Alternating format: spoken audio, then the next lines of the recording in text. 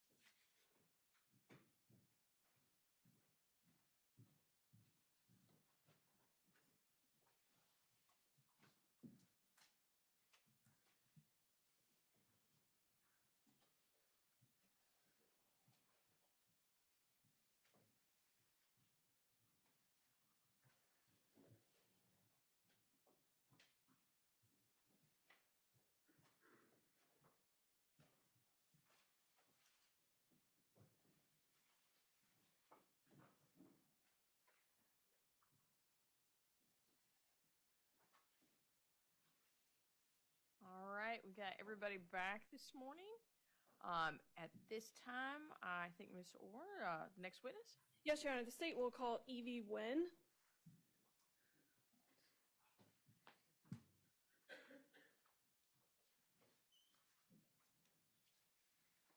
You'll come right up here. We'll get you sworn in right here. Left hand on the Bible and raise your right. Do you solemnly swear the testimony you're about to give this court and jury to be the truth, the whole truth, and nothing but the truth, so help you God? I do. When you get sitting up there, just make sure you're close and that the mic's on, all right? Okay, thank you.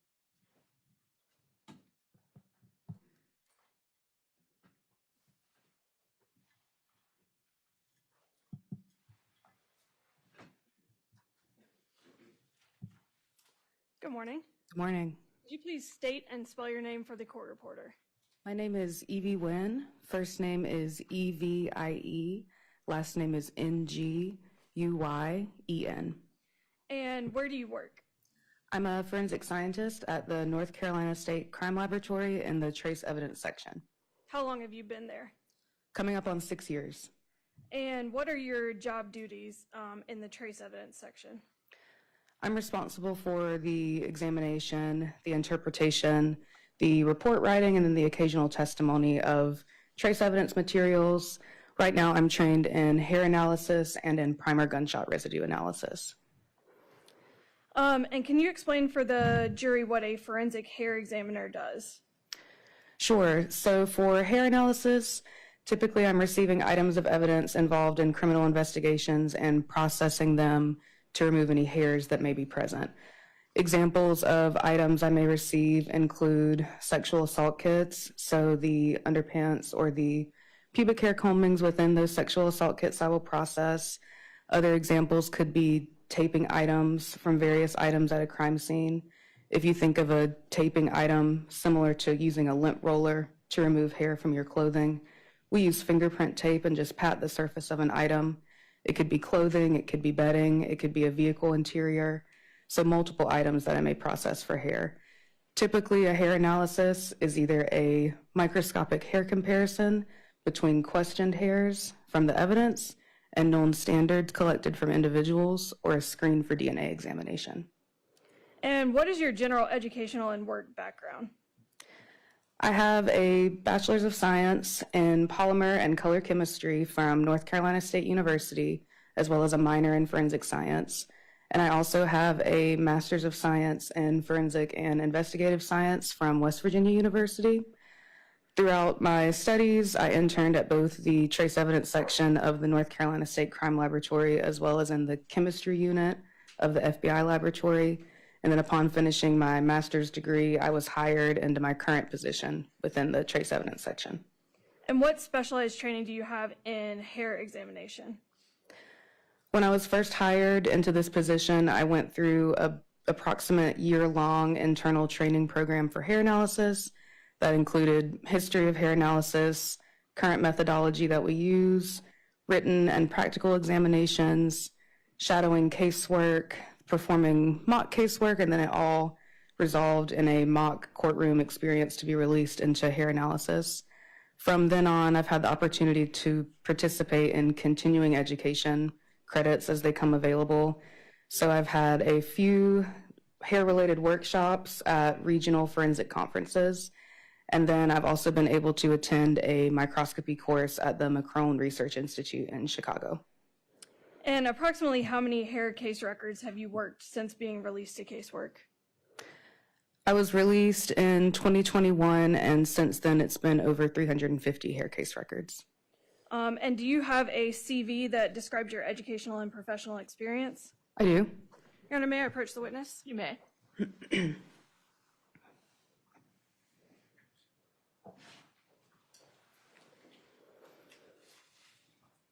Ms. Nguyen, I will show you what I've marked for identification purposes as State's Exhibit 146 and ask you if you recognize that. I do. And what is State's Exhibit 146?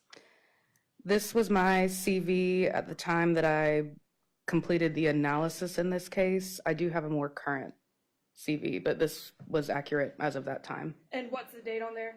September 8th, 2025. And is it a complete and accurate copy of your CV as of September 8th, 2025?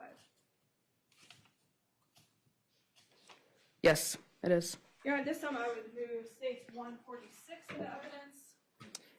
No objection, Your Honor. All right, States 146 will be admitted. And Your Honor, at this time I would tender Ms. Nguyen as an expert in forensic hair analysis. Any objection?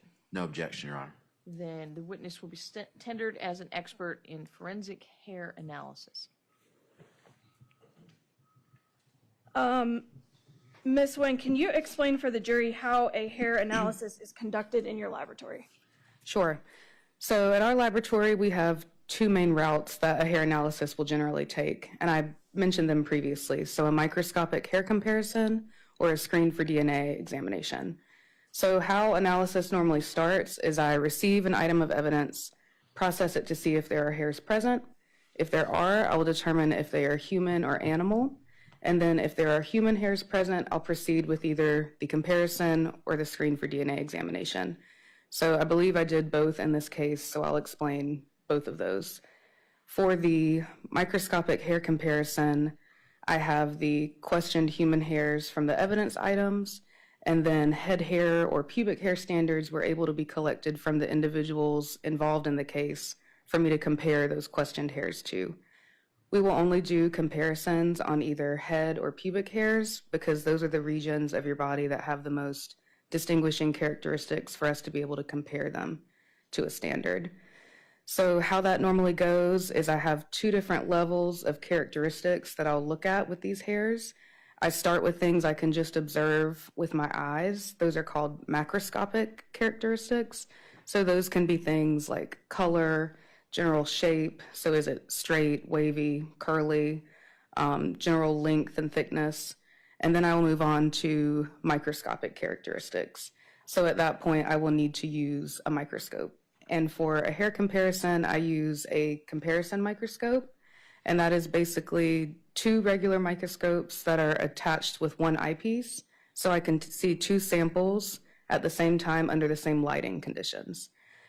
So examples of microscopic characteristics that I'll look at, you can think of a hair under a microscope like a wooden yellow number 2 pencil. So starting with that outer yellow paint layer, there is a cuticle layer to your hair. That's the outer layer. It's made up of scales. So I will look at that region to see if it is clear, if there is some color, to it, if it is damaged, the scale pattern in that area. Then I'll move on to the wood grain of the pencil. You can think of that as the cortex region of the hair. That is where pigment particles are held. So I will look at the general size and shape and pattern of those particles, their color as well. You can then move on to the central core of the hair. That's called the medulla. You can think of that like the lead running through the center of a pencil. So the medulla may either be present or absent, and if it is present, it can have several different patterns. It can be a solid line, it can be dashed kind of like a passing lane on the road, or it can have an inconsistent pattern. So there's several things I can look at under the microscope to see, do the characteristics that I'm seeing within this questioned hair fall within the range of the several hairs that I'm looking at in the standard collected from an individual.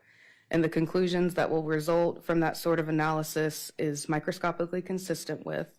So this questioned hair falls within the range of the hairs in this standard. Inconclusive, maybe there's some similarities, but also some differences, or the hair is limited in some nature that I can't do a full comparison, or microscopically different. So the characteristics in this questioned hair do not fall within the range of what I'm seeing in the known standard. So that's hair comparison. And then the other half of what we can do with hair analysis is a screen for DNA examination. So we would do this if the individuals involved are unknown, or if for some reason we don't have hair standards available from everyone in the case. So that is simply looking at human hairs that we have in evidence items to see if they have a root attached. And if they do have a root, does it have enough tissue present that it may be suitable for DNA analysis at our laboratory? And if so, I cut the root off that hair, put it in a tube, package it, and send it to our biology section for them to perform a DNA analysis on that hair. So that's hair analysis in a nutshell. And is this methodology generally accepted and standard within your field? Yes, it is. And did you perform a hair analysis in this case? Yes. Did you use the methodology you just described to perform that analysis? Yes, I did. And did you prepare written reports summarizing your finding and conclusions in this case? Yes, I believe I had 2 reports.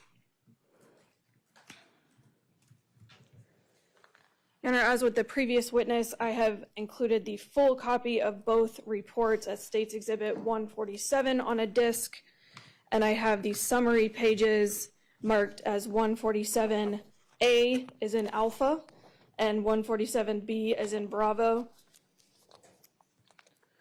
Any objection? I have no objection. I don't know if she said she was admitting them or asking them to be admitted, but there's no objection once she makes that in the fact that they are being differentiated between 147, 147A, and 147B. All right. I guess maybe I should let you introduce those through the witness first. Sure. May I approach the witness? Yes. I'll show you what I've marked as exhibits 147A and 147B and ask you if you recognize these 2 items. Okay.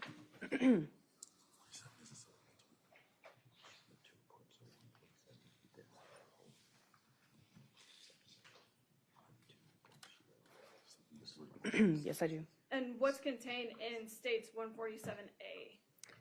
These are my 2 lab reports from the 2 examinations I did in this case.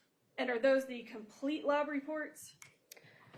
So depending on the terminology, we refer to the lab report as the full case report that's released by our system when we release a case record. So that includes not just the results, but also any communication, the chain of custody, all of the documentation involved in this case. These documents are laboratory report summaries, so these are just my results in the case, not all of the documentation. And do those appear to be complete and accurate copies of your summary reports? They do. Yeah. Here, at this time, I would move States 147A and B into evidence. And I apologize if I'm not getting it. What's the difference between states 147A and 147B? I did 2 different exams in this case, so they're 2 different dated lab reports. So one analysis and then another report of another analysis. Give me the dates on them at least, so Yes. we can have something separating them. Okay. The first is June 24th, 2024. So that's A. Yes, this is 147A. And then 147B is July 29th, 2024. Perfect. Okay. Thank you. Still no objection? No objection, Judge, thank you. We'll admit states 147, which is the full report, states 147A, which is the summary report dated June 24th, 2024, 147B, which is the summary report from July 29th, 2024. Thank you, Your Honor. And may I reapproach the witness? You may.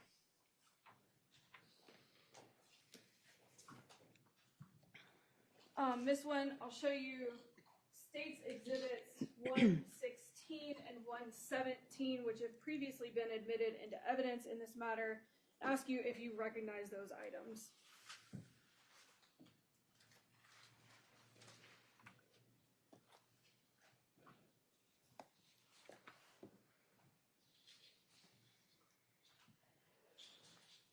Yes, I do. And how do you recognize them?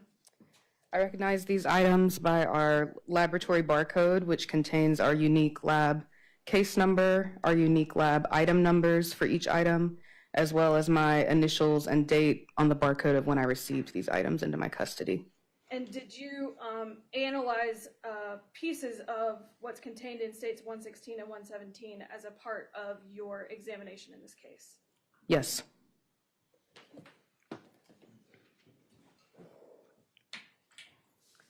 And Madam DA, I apologize. What is states 116 and 117? 116 is Devin Clark's sexual assault kit, and 117 is Lyric Woods' sexual assault kit. Thank you. And we'll start there. Can you please describe for the jury your examination pertaining to your lab report dated June 24th, 2024? Sure. So at this time, the evidence that I had received was the 2 sexual assault kits. I did not have, so within the sexual assault kits, the associated head hair standards and pubic hair standards for those individuals are inside. But at the time of starting the exam, I did not have a head hair standard from Issiah Ross. So I wasn't able to do the full comparison at that time. So I moved forward with a limited examination. It was a screen for DNA examination, but with an additional criteria. So previously I mentioned that we will do comparisons on either head hairs or pubic hairs. It also depends on the timeline between when an incident occurred and when these standards were collected. Since your hair is a biological material that's consistently changing throughout your life, there is a growth cycle associated with when these hairs replace themselves. So we have a cutoff of when we will accept a standard if it's been a certain amount of time from when the crime occurred, because the hairs could potentially be different than when the crime occurred. So for pubic hairs, we have a cutoff of 1 year for a standard to be collected. For head hairs, our cutoff is 5 years. So this incident occurred in 2022, and I was performing this analysis in 2024. So we were past the cutoff for pubic hairs to be suitable for a comparison at our laboratory. So the second paragraph of my results, I'm explaining this approach, and I'm saying that I have been in conversation with the Orange County Sheriff's Office in regards to obtaining a suspect head hair standard. So any macroscopic head hairs that I'm seeing in the evidence, I'll hold off on at this time to do an additional analysis at the time I have that standard. But at this time, since macroscopic pubic or body hairs are not suitable for a comparison, I'm screening those hairs for DNA at this time. So that's this first report. And can you describe your examination with regard to lab item 10-5, the underwear taping from Miss Woods' sexual assault kit? Item 10-5-1? Yes. Yes. Excuse me. So at this point, I'm moving forward with a screen for DNA exam on any macroscopic pubic or body hairs only. So for item 10-5-1, my results were as follows. Examination of item 10-5-1 revealed several human hairs, Some of these human hairs exhibited macroscopic head hair characteristics. Pending the submission of the suspect's head hair standard, no further analysis was performed on these hairs at this time. None of the remaining human hairs were suitable for DNA analysis at this laboratory. Animal hair was also present. No further analysis was performed on this item at this time. And can you describe what you observed and your conclusions with regard to lab item 11-4-1, the taping from the underwear in Devin Clark's sexual assault kit?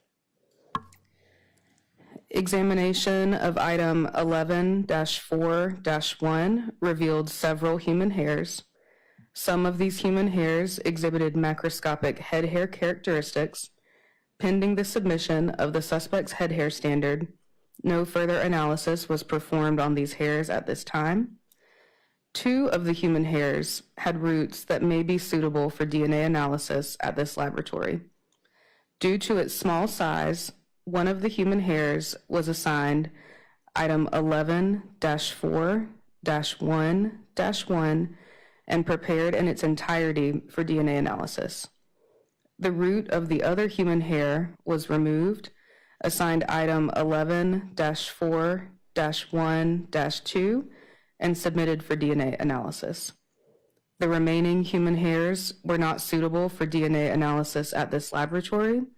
Animal hair was also present. No further analysis was performed on this item at this time.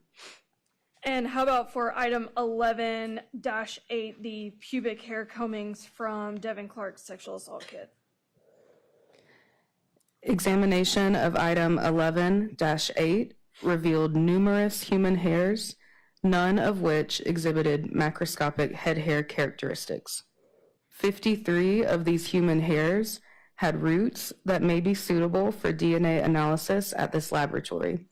The roots of these hairs were removed, assigned items 11-8-1 through 11-8-53, and submitted for DNA analysis. The remaining human hairs were not suitable for DNA analysis at this laboratory. No further analysis was performed on this item. And with regard to this lab report, did you examine any other items? There was one more, item 10-9. That was the pubic hair combings from the sexual assault kit collected from Lyric Woods. And what was the result of that examination? Examination of item 10-9 did not reveal the presence of any hairs. No further analysis was performed on this item.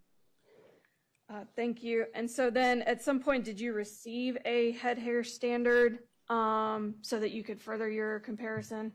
Yes. May I approach the witness, Your Honor? You may. I'll show you what's previously been marked and admitted as State's Exhibit 141 and ask you if you recognize this item. I do. And what's it, State's Exhibit 141?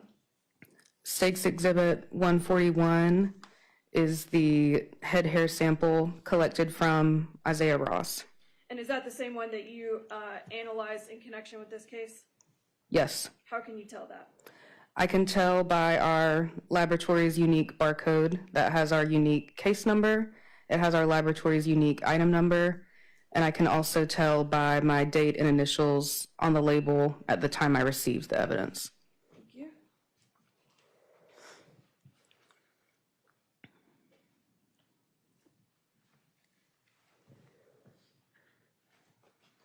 And so once you received that standard, did you generate an additional report dated July 29th, 2024? Yes, I did. And can you walk us through your findings with regard to that report? Okay. So at this time, I had all necessary head hair standards so I could proceed with the full microscopic hair comparison. I again have another paragraph in my results that's explaining this approach. I explain that I've previously analyzed the items in this case. So I had the 2 sexual assault kits once again, and then I also had that head hair standard item.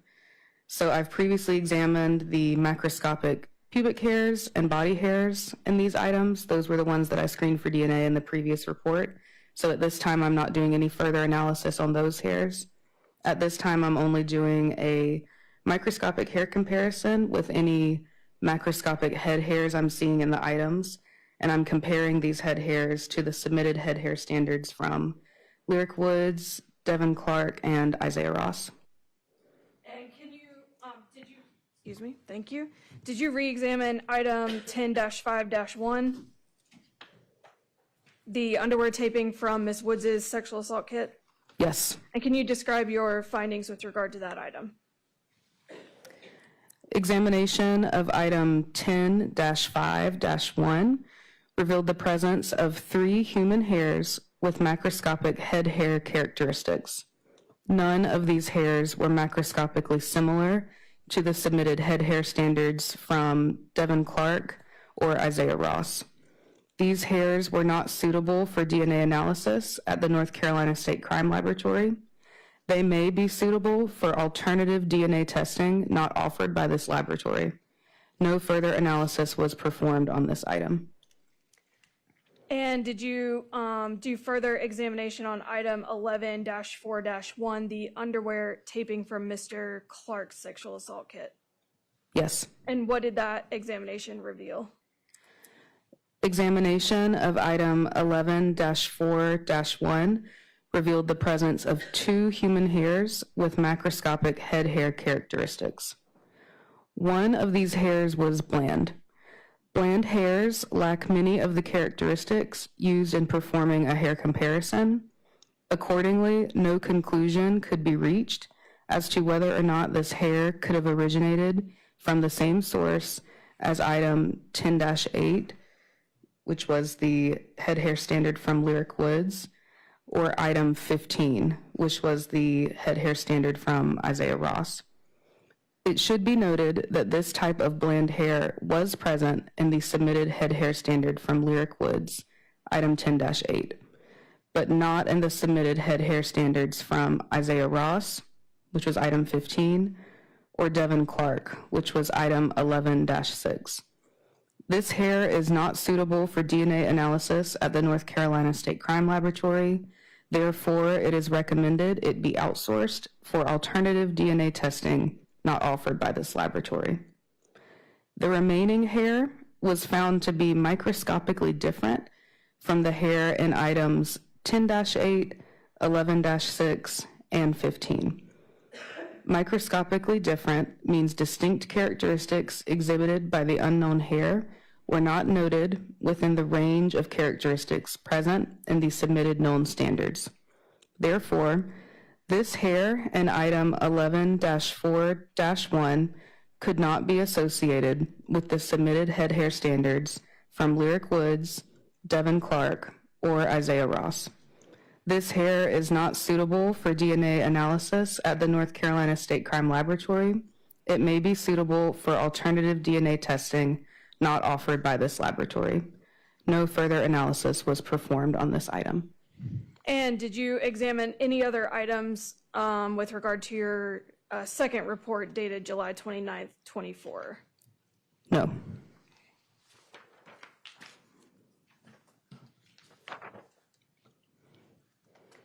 What did you do with all of this evidence after you examined it? Following the first or the second report?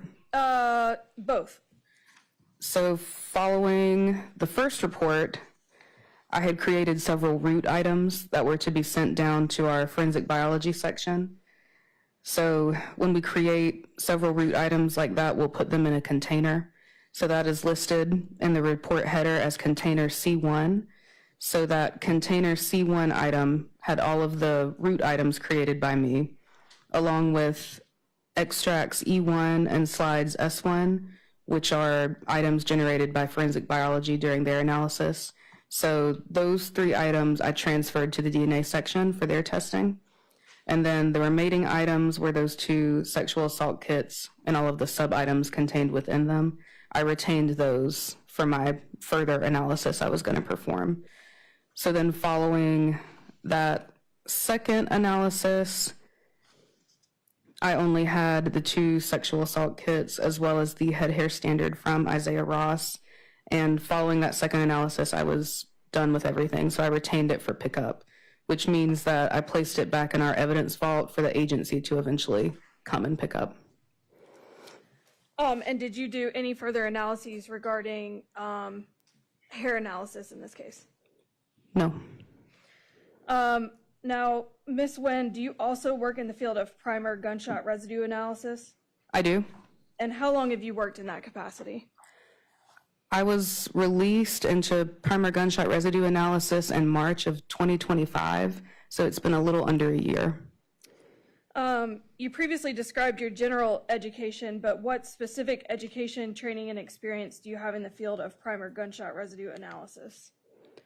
So similar to hair analysis, I also went through an internal training program on primer gunshot residue analysis. Similarly, it contained information such as the history of the methods used to detect primer gunshot residue, the methods that we currently use now, technical information on how to operate the scanning electron microscope, which is the instrument that we use to detect primer gunshot residue in our laboratory. And it also contained information on our lab's policy on sample handling and submission guidelines, as well as casework and report writing. I shadowed casework with other GSR analysts, and I performed my own mock casework at the end to be released into primer gunshot residue analysis. And then similarly, I also keep up with continuing education for primer gunshot residue. So I've gone to a couple workshops regarding current methods in gunshot residue analysis at professional forensic conferences.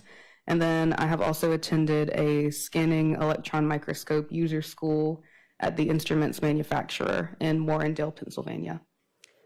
And approximately how many case records have you worked in primer gunshot residue analysis? Since March of 2025, I'd say over 30. All right, this time I would tender Ms. Nguyen as an expert in primer gunshot residue analysis. Primer, thank you. Primer gunshot Residue analysis. All right. Any objection? No objection, Your Honor. All right. The witness will be accepted and admitted as an expert in primary gunshot residue analysis. Thank you. And can you describe for the jury what is gunshot residue?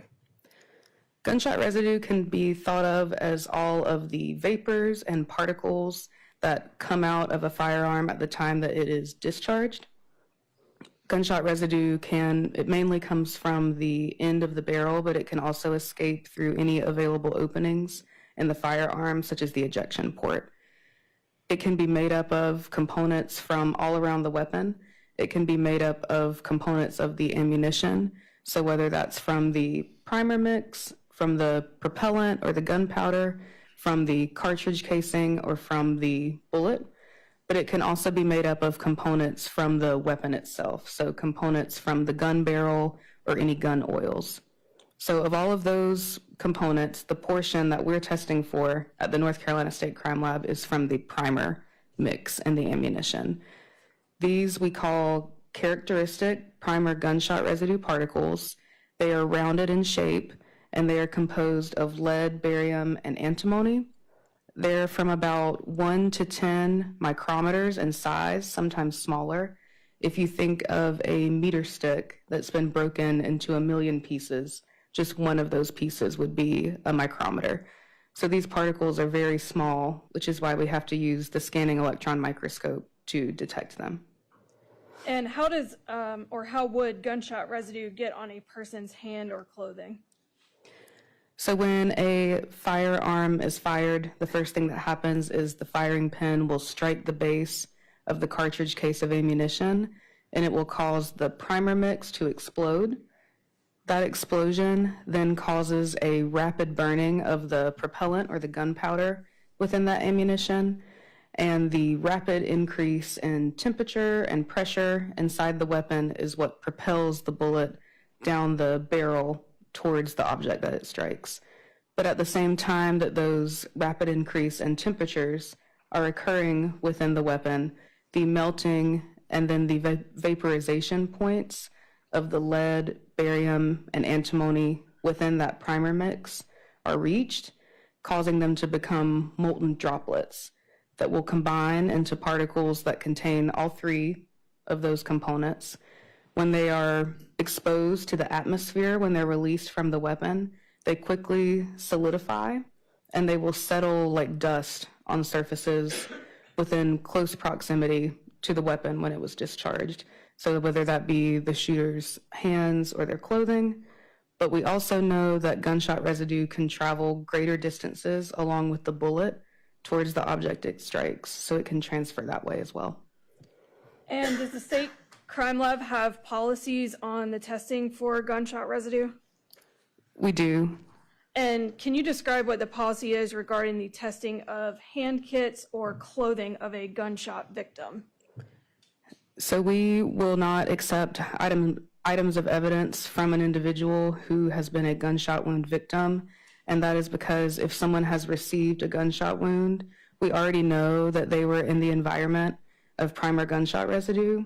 We also know that primer gunshot residue can settle on surfaces within close proximity to the weapon when it's discharged, as well as traveling greater distances with that bullet, potentially transferring onto the object it strikes. So since we know they were in that environment, I could not establish a timeline as to whether any gunshot residue detected on that individual was from firing a weapon or from receiving a gunshot wound. So that's why we don't accept those items.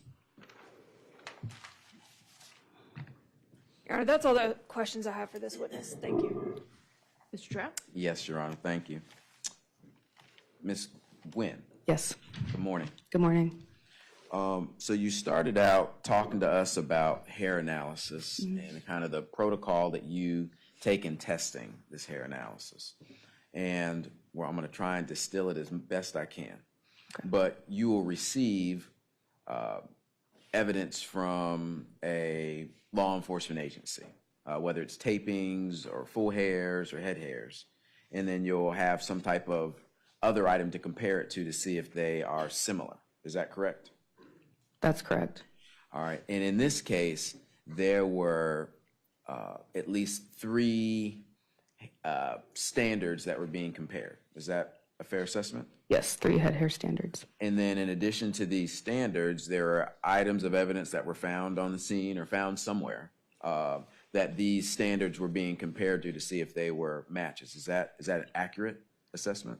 I wouldn't say matches. I would say microscopically consistent with or microscopically different with the standard that was collected. But yes, comparing. So you were trying to look through a microscope to see if these standards were microscopically consistent with the items that were taken from, I think you said, from underwear, from other locations. Is that correct? Yes. And when you were doing these comparisons, we'll first start with item 1051, which was the underpants from Lyric Woods. There were hairs that were found there, correct? Or taken from there? Yes. All right. And those hairs were then compared to Devin Clark and Issiah Ross. Is that correct? Yes. And neither hairs were microscopically consistent, talking about Devin Clark and Issiah Ross with what was found in the taping from 1051, which is Lyric Woods underpants. They were actually not macroscopically similar. So even at the level that I was just using my eyes and not the microscope, they were not similar. So I stopped at that point, but yes. And then when you did the testing of 11-4, or maybe 11-41, which is the taping from Devin Clark's underpants, when you then did the comparisons, those also were not microscopically consistent. Is that correct? They were not microscopically consistent. No, I had different conclusion types for each of those hairs. Okay. But just starting there, they weren't microscopically consistent. Is that fair to say? That's correct. All right. You then said after you did kind of your macroscopic analysis and your microscopic analysis, you would then get roots and other and maybe longer hairs to send out for DNA analysis. Is that correct? So I did the analysis of the roots, the screen for DNA examination, before I did the comparison. Okay. Part of my comparison analysis is looking at those hairs to see if they do have suitable roots, but I believe during the comparison analysis, none of the hairs had suitable roots. So I did not prepare roots at that point. I had in the previous report. And that analysis is done by a different department or a different representative at the crime lab in reference to DNA. Yes, a different section does the DNA. And based on what you're testifying to, your analysis didn't show any results of microscopic consistency, which would have shown any of different hairs were found on different individuals. Is that a fair assessment? So I did not have any microscopic consistent results, no. The only result I had that was not a difference was with that bland hair in item 11-4-1, but with that bland conclusion, it's an inconclusive conclusion, so I cannot say either way. Okay. And you did not do any testing of gunshot residue in this case, is that correct? No, I did not. And you were speaking with the prosecutor about protocols and policies at the crime lab. Yes. And one of the things you mentioned was that the crime lab does not test for gunshot residue on victims. Is that correct? Yes. All right. And you mentioned that's because the projectile could carry gunshot residue with it, and because they were involved in some type of firearm injury.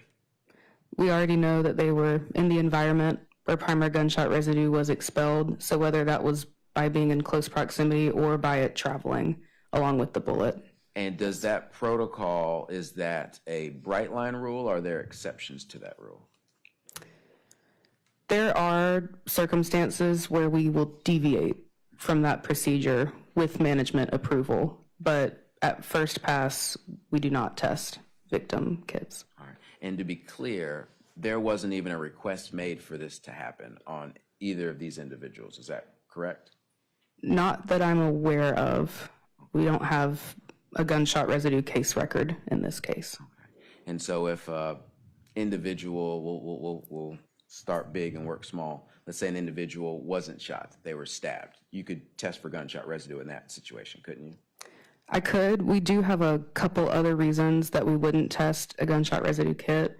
Okay. So there's three. So one of them being if they were a victim of a gunshot wound. Mm-hmm. The second being if the kit was collected greater than 4 hours from the time that the incident occurred. Mm-hmm.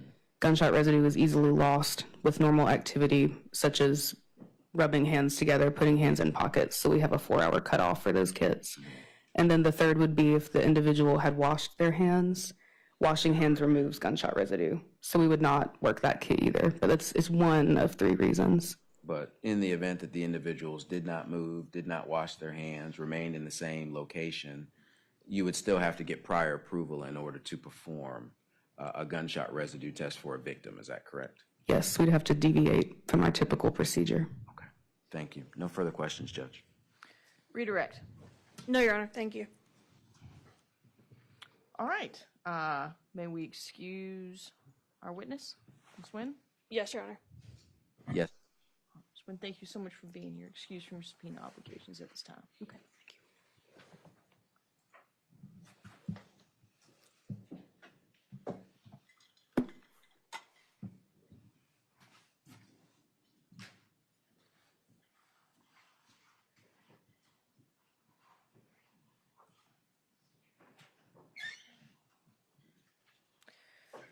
Yes, ma'am. The state will call Wendell Ivory.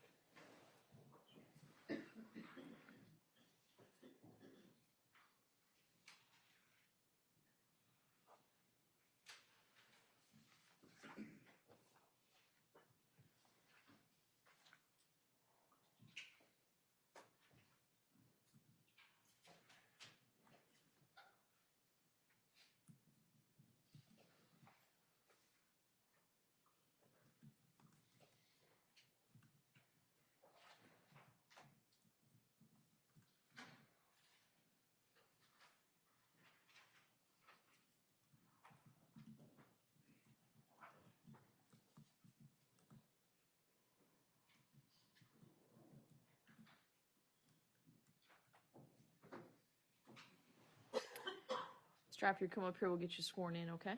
Left hand on the Bible, raise your right.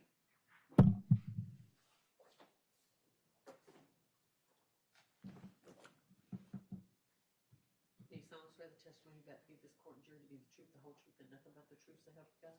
Yes, I do. Maybe Driver, when you get to sit up there, make sure you're close enough to that mic, okay? I sure will. Thank you.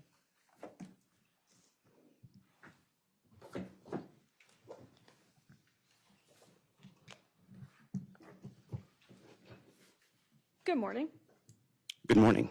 Would you please state and spell your name for the court reporter? My name is Wendell Ivory.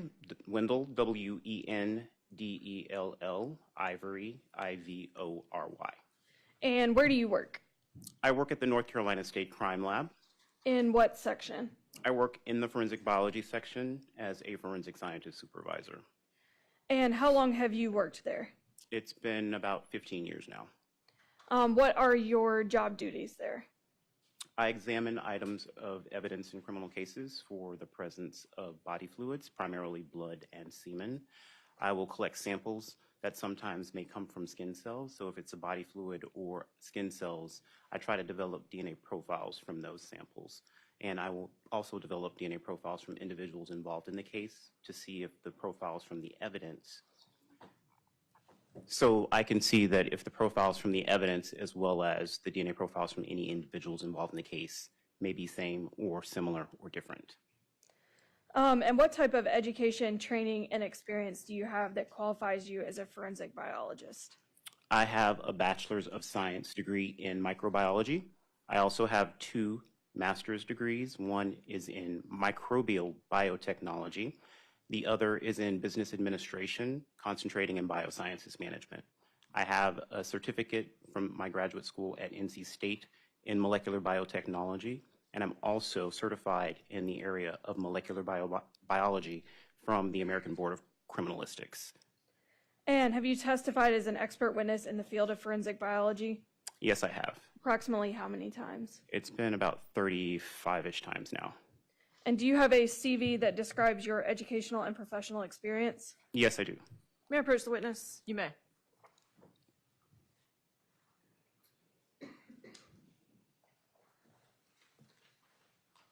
Mr. Ivory, I'll show you what I've marked for identification purposes as State's Exhibit 148 and ask you if you recognize this.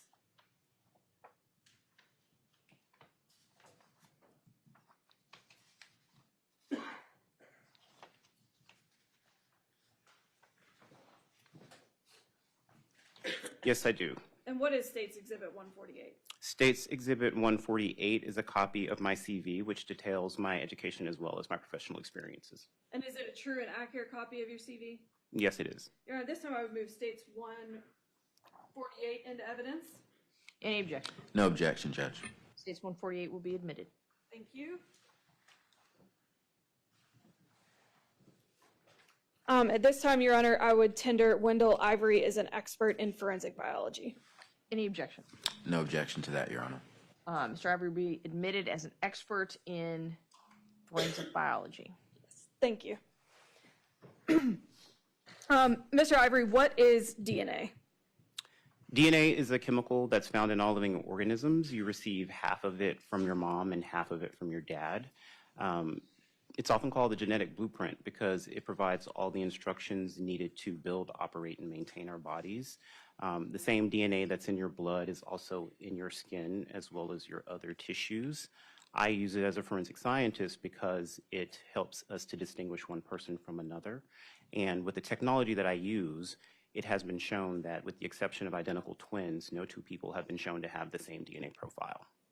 We just slide that microphone just a little bit closer to you. It'll Sure. move if you want to slide it. To me. Yeah. All right. Everybody good? And why does the North Carolina State Crime Lab conduct DNA analysis? It's the best method that we have to distinguish one person from another using the technology of DNA. And can you please explain for the jury the basic procedures that are used at the crime lab when conducting DNA testing? So for this particular case, I performed body fluid analysis and DNA analysis, so I'll describe both of those. For the presumptive blood testing that I use a test called the Castlemeyer test. And this is just a test that can indicate that blood may be present on an item. It can't conclusively identify it as blood, but it's useful for screening purposes. So if I see a reddish-brown stain, if it gives me an indication that blood is present by turning from clear to pink within 5 seconds, it's useful to understand that because that might be a suitable source for DNA analysis. So that's the presumptive blood test. For DNA analysis, it's a multi-step process, which starts with what we call extraction, and that's where you're going to take a sample and try to just crack open the cell and get the DNA out of it. For this case, I performed 2 different types of extraction. One was geared towards potential blood cells. The other was performed for the possible presence of semen, and that's called a differential extraction. So it's just basically where I'm taking one sample and I'm going to make it into 2 samples. The first sample is called fraction 1, so you might hear that in my reporting. And this is just the sample that I'm trying to isolate the DNA that could presumably come from basically the body from the person that the sample was collected from. The second part is the fraction 2 sample. And so this is where, if it has semen present, this is where the sperm cell DNA would be isolated. So sperm has a tough outer coat, and so the normal extraction chemicals are not suitable to break down that coat to get the DNA out. So I have to perform a second extraction. So whether it's the normal extraction or the differential extraction, I've got DNA, but I don't know how much I have. So I have to perform a different step, and it's called quantitation. And I'm just measuring the quantity or the amount of DNA. And this is like if you go to the grocery store, you put your produce onto the scale and you weigh it. I can do the same thing with chemicals. And so I need to understand how much my DNA weighs because the next part of the process is called PCR, which is polymerase chain reaction. You might have heard of that. Polymerase chain reaction. And this is where I'm going to basically just take small copies of DNA and multiply them millions and millions of times. And in the process, I'm also going to color code it. So DNA is invisible. I need to be able to see it in the end. So once I've gotten it color coded, I'm going to then try to separate it and detect it by size and color. And this is where it's going to generate what's basically a graphical illustration. It's a color-coded series peaks and numbers, sort of like an EKG, like if you go to the doctor and get your heart checked out. So the graphical illustration of the DNA profile is this color-coded series of peaks and numbers. I'm going to use that once I look at the DNA profile from an item of evidence and then compare that to the DNA profile from any individuals involved in the case to see if they're the same or similar or different. And are the procedures you've just described been widely accepted as valid scientific tests in this community? Yes, they have. And what does a forensic DNA comparison involve?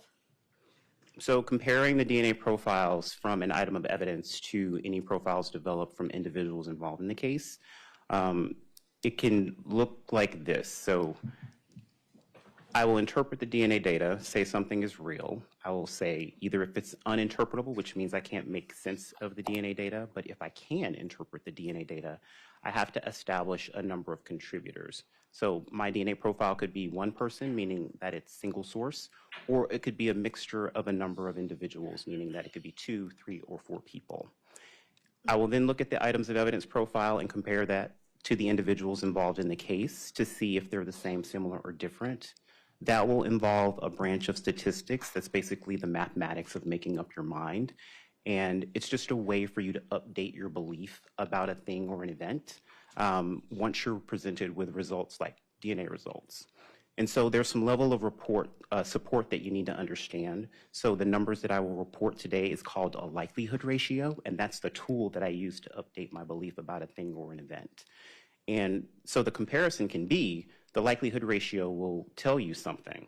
So if the DNA results support something that we call the inclusionary hypothesis, we call this H1 in the reporting, that you look at the DNA profile from the item of evidence, you look at the DNA profile from an individual involved in the case, and they show the same or similar information, you will get a number for the likelihood ratio, and it's 1,000 or greater. So the DNA results support inclusion. On the opposite side of that, you could have a likelihood ratio of 0. That means that I've looked at the DNA profile from an item of evidence, and the DNA profile from an individual involved in the case, and they are different. There's no way that that individual could be included as a possible contributor. There's a third way that the likelihood ratio could go, and it's inconclusive. And so that's when the DNA data is so limited or so unreliable that you can't really render a conclusion. So you can have a likelihood ratio where the DNA evidence supports inclusion, called hypothesis 1. That's where the likelihood ratio is 1,000 or greater. If the DNA results support exclusion, you would have a likelihood ratio of 0. And if it's inconclusive, it would be a number that is less than 1,000 in general. And do you use a population database to provide a statistical significance to your comparison? Yes, I do. And can you describe how that database was derived and also how you use it in casework? So the population database that I use was developed by a United States government organization called NIST. It's the National Institute of Standards and Technology. And they're an organization that supports and promotes innovation and technology in various scientific disciplines, forensics being one of them. They also provide standards for measurement, and one of the things that they measured was the pieces of DNA information that are how they exist in different populations. So they basically counted up the information in human populations and provided the numbers. I use those numbers in the calculation for the likelihood ratio that I use in my statistical reporting. Now turning to a little bit more specific, did you analyze a number of items in connection with this case that you're here to testify about? Yes, I did. And did you prepare written reports summarizing your findings and conclusions? Yes, How many reports did you generate? 5 in total.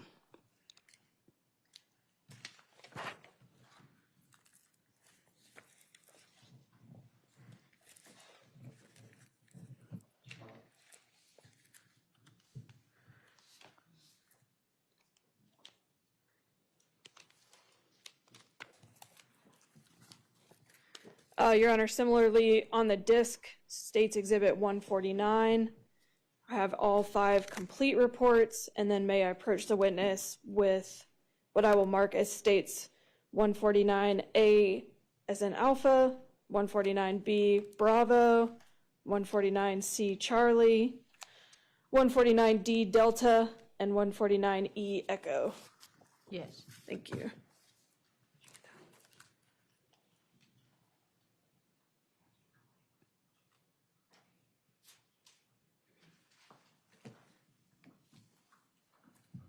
Mr. Ivory, I'll show you States 149A through E and ask you if you recognize those items.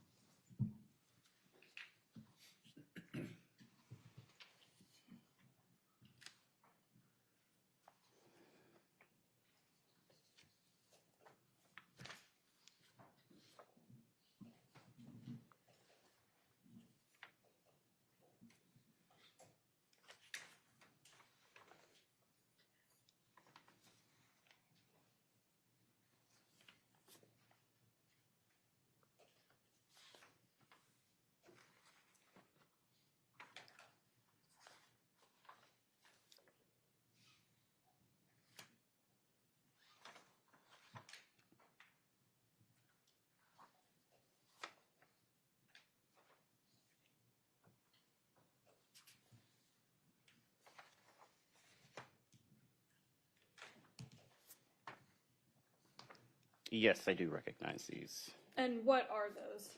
States Exhibit 149A through E are the reports that I drafted for this case. And just going through them one at a time, what is the date of the report on States 149A? This one is dated June 14th, 2024. And States 149B? October 25, 2024. How about 149C? November 21st, 2024. 149D? September 5th, 2025. And 149E? January 7th, 2026. And are those your complete reports? This is the reports, yes. And do they appear to be complete and accurate copies of your summary reports in this case? Yes, they are. Your Honor, this time I would move States Exhibits 149 and then 149A through E into evidence. No objection, Your Honor. All right. We will admit states number 149, the complete reports. Oh, there's 5 on there, is that right? That's correct. So states 149 is all 5 complete reports. States 149A is the summary report from June 14th, 2024. States 149B is the summary report from October 25th, 2024. States 149C is the summary report from November 21st, 2024. States 149D is the summary report from September 5th, 2025. And 149E is the summary report from January 7th, 2026. They Thank will all you. be admitted. Thank you, Your Honor.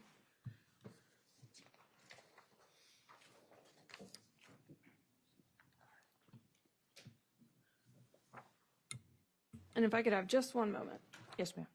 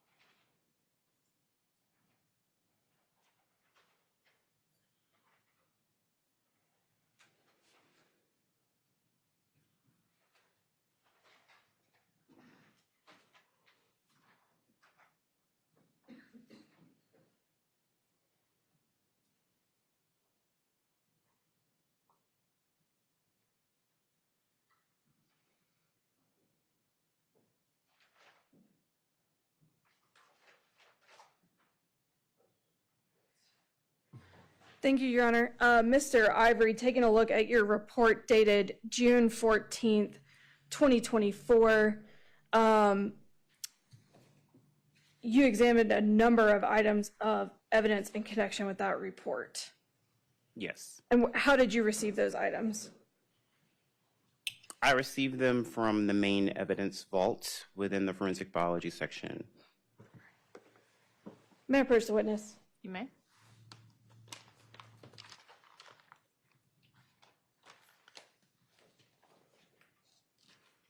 Mr. Ivory, these items have all been previously received into evidence. States Exhibit 116, the sexual assault kit for Devin Clark. States Exhibit 117, the sexual assault kit for Lyric Woods. States Exhibit 139, the cheek swab for the defendant, Issiah Ross. States 119, the blood card for Devin Clark. States 118, the blood card for Lyric Woods. States 71. Let me go over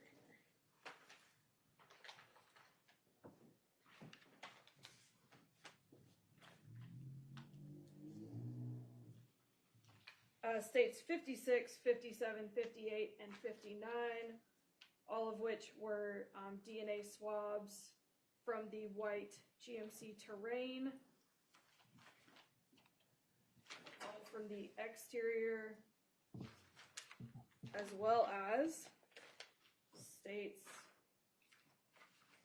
68, 69, 70, and 71 DNA swabs from the white GMC Terrain, the interior. Taking a look at these items, are these the items that you examined prior to generating your lab report on June 14th of 2024? May I take a look? Yes.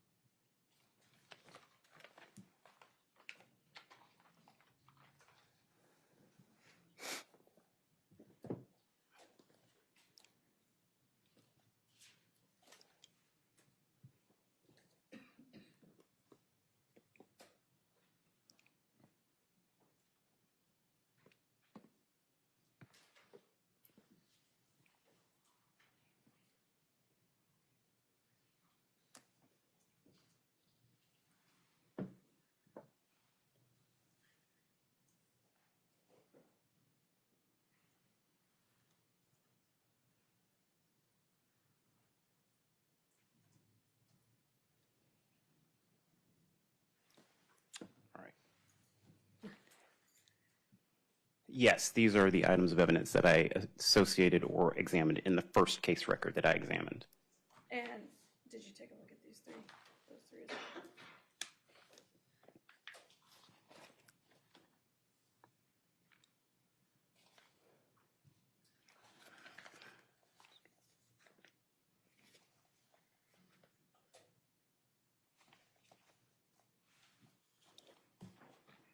Yes. And how are you able to recognize that these are the items of evidence that you examined?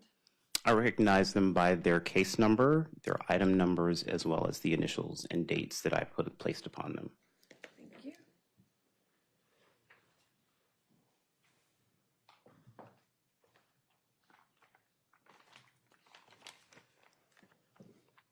Now, when you receive your first set of evidence for a case, can you describe what process, how you start your examination? So I would have, for any samples that were associated with the sexual assault kits, I would have performed a process called direct to DNA. And that's where I'm just going to take samples from those sexual assault kit items, place them in the tube, and perform those DNA analysis steps that I told you about. Because these items presumed to have possible semen on them, I performed that differential extraction. And so I walked my way through all of the analysis steps that I described earlier to generate DNA profiles from that. Additionally, there was some blood evidence in this particular case that could be associated with blood. And so I performed the Kastle-Meyer testing for some items in this case. And then some items were also submitted for no body fluid testing analysis because they were just items that might have been associated with handling some interior surface of the vehicle. And how do you know or get the profile for what you're comparing it to? So for the comparison, so remember we were generating DNA profiles from items of evidence, but I also received known standards, that's known samples taken from the individuals involved in the case, and I developed those DNA profiles as well, and then I make my comparisons in that order. And what were the lab numbers for the known standards that you received in this case? So item 10-1, it was a blood card from Lyric Woods. I also received item 13, which is a blood card from Devin Clark, as well as item 14, which was the DNA standard for Issiah Ross. And can you walk us through how you examined this evidence and what your conclusions were? Would you like, it's a 7-page report, do you want me to group them? So there's the initial swabs from the exterior of the vehicle that had Kastle-Meyer testing performed. Do you want me to start there? Yes, we will start with items, lab items 2 through 5. All right. Which are, let me make sure I get the exhibit numbers on the record. These are states exhibit numbers 56, 57, 58, and 59, all of which are previously entered as swabs from the right front fender of the GMC Terrain on the exterior. And if you'll just walk us through your analysis of these items. Would you like me to read the results? Because that basically says what I did. Maybe I'm not asking you the right question. I guess just explain what you did with the items when you received them. Okay, so I would have examined the packaging to make sure that the inventory list of items that were submitted was what I had in hand. I would have made sure that that packaging was sealed and intact. And then once I verified that information, I would have performed the Kastle-Meyer test on the items as I opened them. I would have viewed potentially reddish-brown staining. If I saw that reddish-brown staining, I would have subjected those items to the Kastle-Meyer test to see if I could find a chemical indication for the presence of blood. If I received that positive indication for the presence of blood, I would have then taken a sample for DNA analysis. And with regard to these items, did you receive a chemical indication for the presence of blood? Yes, I did. And so then what were the next steps you took in your examination? I developed a DNA profile from those samples. Okay. And how did you do that? I followed those DNA process steps that we talked about from extraction all the way through the generation of a profile. And what, if any, conclusions were you able to reach about those items? The DNA profile obtained from the swabs from the right fender of the GMC middle tire, the right front fender of the GMC back edge of wheel well, the right front fender of GMC back edge of tire, and the right front fender of GMC passenger door. These are items 2, 3, 4, and 5, respectively, is being interpreted as a single source profile. The DNA profile obtained from Lyric Woods, item 10-1, is included as a possible contributor to this profile. The DNA profiles obtained from Devin Clark and Issiah Ross, items 13 and 14, respectively, are excluded as contributors to this profile. Given the evidence, the following propositions were considered for statistical calculation. Hypothesis 1, the evidence originated from Lyric Woods, item 10-1, or hypothesis 2, the evidence originated from an unknown, unrelated individual. The DNA profiles obtained from the swabs from the right front fender of GMC middle of tire, right front fender of GMC back edge of wheel well, right front fender of GMC back edge of tire, and the right front fender of GMC passenger door, items 2, 3, 4, and 5, respectively, are approximately 7.2 decillion times more likely if it originated from Lyric Woods than item 10-1, which is our H1, than if it originated from an unknown, unrelated individual, which is H2. And what, if any, what examinations and comparisons did you do with lab item 6? For lab item 6, I performed just DNA analysis. And can you describe your results and conclusions with regard to that item? The DNA profile from the swab from the interior front passenger door handle of GMC item 6 is being interpreted as a mixture of 3 contributors. The mixture contains 3 interpretable components. The DNA profile obtained from Issiah Ross, item 14, is included as a contributor 1 of this mixture. The DNA profiles obtained from Lyric Woods, item 10-1, and Devin Carter, item 13, are excluded as contributors to this mixture. Additional DNA was present which cannot be accounted for by the standards that were provided.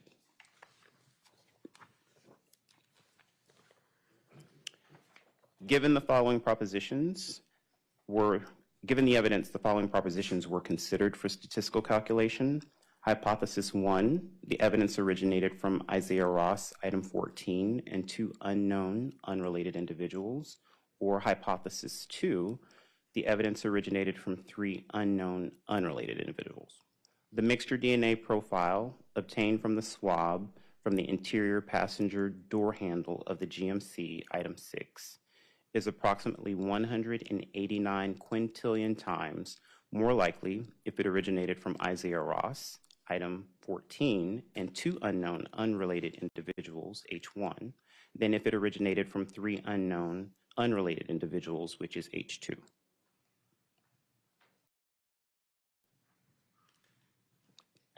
And I neglected to put on the record, that was State's Exhibit number 68.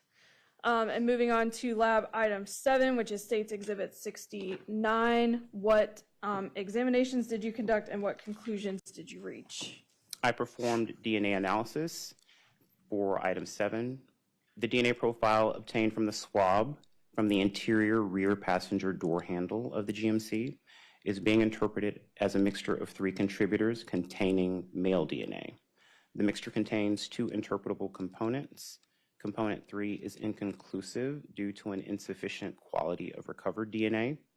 No comparisons to reference profiles for either inclusion or exclusion can be reported on this component. The DNA profile obtained from Lyric Woods, item 10-1, is included as a contributor 1 of this mixture.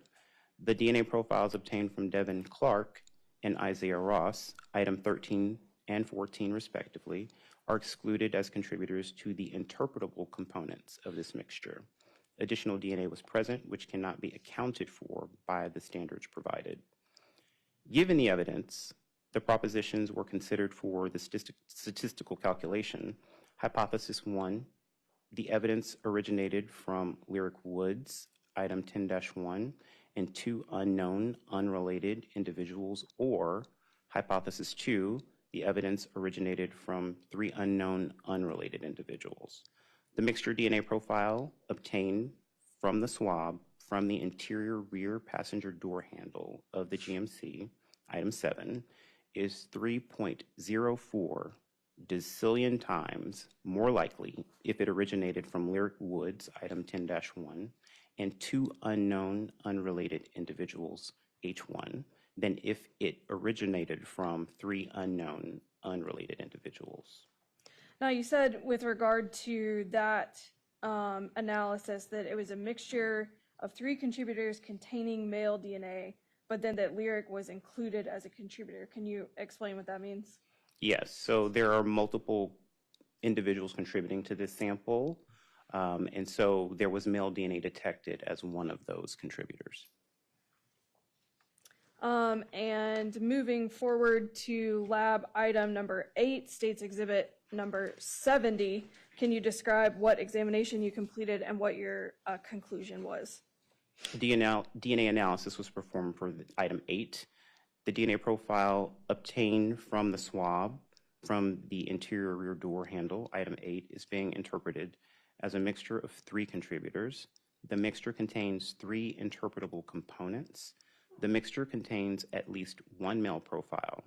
No conclusion can be rendered as to the contribution of the DNA profiles obtained from Lyric Woods and Issiah Ross, items 10-1 and 14 respectively, due to an inconclusive likelihood ratio result.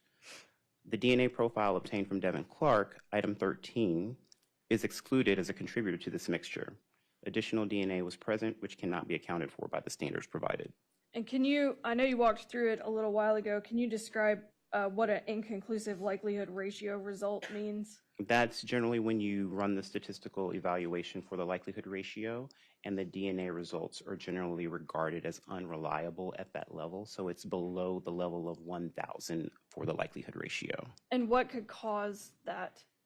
Oh, limited DNA, you just don't have enough information, or the way that the proportions for the mixtures work out, that they just don't meet our thresholds within the laboratory for reliable data or reporting. And moving on to lab item 9, States Exhibit 71, can you describe your analysis with regard to that item? Item 9, only DNA analysis performed on that item. The DNA profile obtained from the swab from the interior driver door handle of item 9 is uninterpretable due to the complexity of the mixture and due to the limited data amount obtained. The profile is not suitable for comparisons. And for what reason would it be unsuitable? So for this particular sample, I had a problem trying to establish a number of contributors. So it was a low-level DNA sample that was a mixture. And because of that, I could not make sense of the data. So I called it uninterpretable. Now the next items are items 10-2, 10-3, and 10-7. What are those items?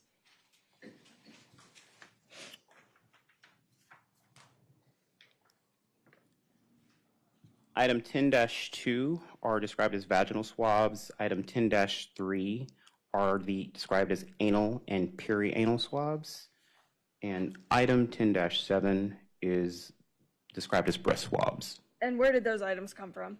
These were contained within the sexual assault kit for Lyric Woods. And what, if anything, were you able to examine and conclude about those items?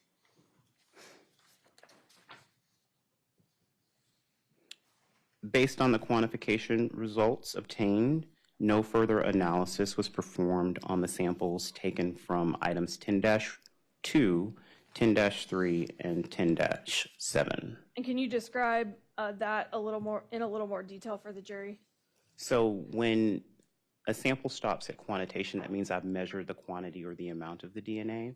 And in this particular instance, there was only female DNA associated with those samples. So there was no male information that was foreign to female DNA.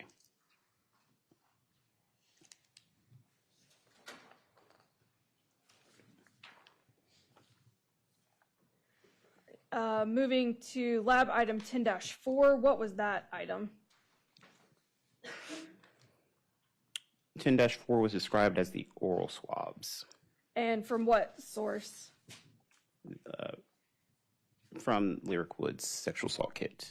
And can you describe the analysis you performed and what conclusions you were able to reach with regard to that item? The DNA profile obtained from fraction 1 of the oral swabs is being interpreted as a single source profile. Lyric Woods, the donor of the known sample, is assumed as being the contributor of this profile. The DNA profiles from Devin Clark and Issiah Ross, items 13 and 14 respectively, are excluded as contributors to this profile. And, you mentioned fractions, and I believe that goes back to differential extraction. Can you explain why you performed a differential extraction on this item of evidence?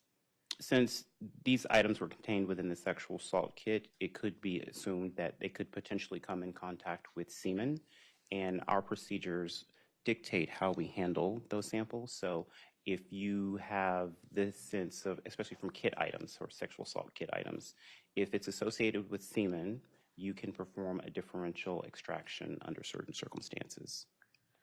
And does that change how you then process the fractions of the that you develop? Yeah, so there are two separate samples which will yield different profiles. So the fraction 1 sample, remember, is usually what we're trying to determine from the individual for which the sample, the body, from the body the sample was collected. So that's what we're trying to isolate the DNA from the individual whose body the sample was collected from.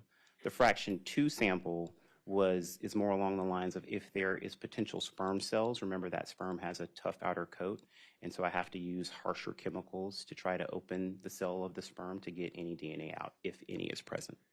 So with regard to item 10-4, fraction 1, you're trying to isolate Lyric's DNA since she was the donor of the sample, is that? So just trying to develop a DNA profile which may contain DNA from an individual the sample was collected from. Okay. And then moving on to fraction 2 of that item, what, if any, determinations were you able to make? The DNA profile from fraction 2 of the oral swabs is being interpreted as a mixture of 2 contributors. The mixture contains 2 interpretable components. Lyric Woods, the donor of the known sample, item 10-1, is assumed as being contributor 1 of this DNA profile.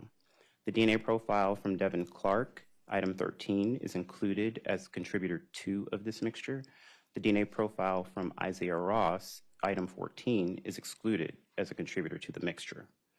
Given the evidence, the following propositions were considered for this statistical calculation. Hypothesis 1, the evidence originated from Lyric Woods, item 10-1, and Devin Clark, item 13, or hypothesis 2, the evidence originated from Lyric Woods, item 10-1, and an unknown, unrelated individual. The DNA mixture profile obtained from fraction 2 of the oral swabs, item 10-4, F2, is approximately 228 nonillion times more likely if it originated from Lyric Woods, item 10-1, and Devin Clark, item 13, H1, than if it originated from Lyric Woods, item 10-1, and an unknown, unrelated individual, which is H2. So the fact that Mr. Clark was included as a contributor to fraction 2, does that mean that there was semen or sperm present? No, it doesn't mean that. Okay. I guess, can you explain that a little further? What could that DNA have come from? I can't say the sourcing of the DNA because I didn't do serological examinations. So the Traditional serological exams are not routinely performed on sexual assault kit items of evidence because we now know that DNA testing is more sensitive than serological exams. So we don't do the front-end testing for a serology examination so that we can get a DNA profile. Because if every time you take a sample from an item, you're consuming it. And so if you consume it on the front end doing the serology testing, you may not have enough of it to produce a DNA profile.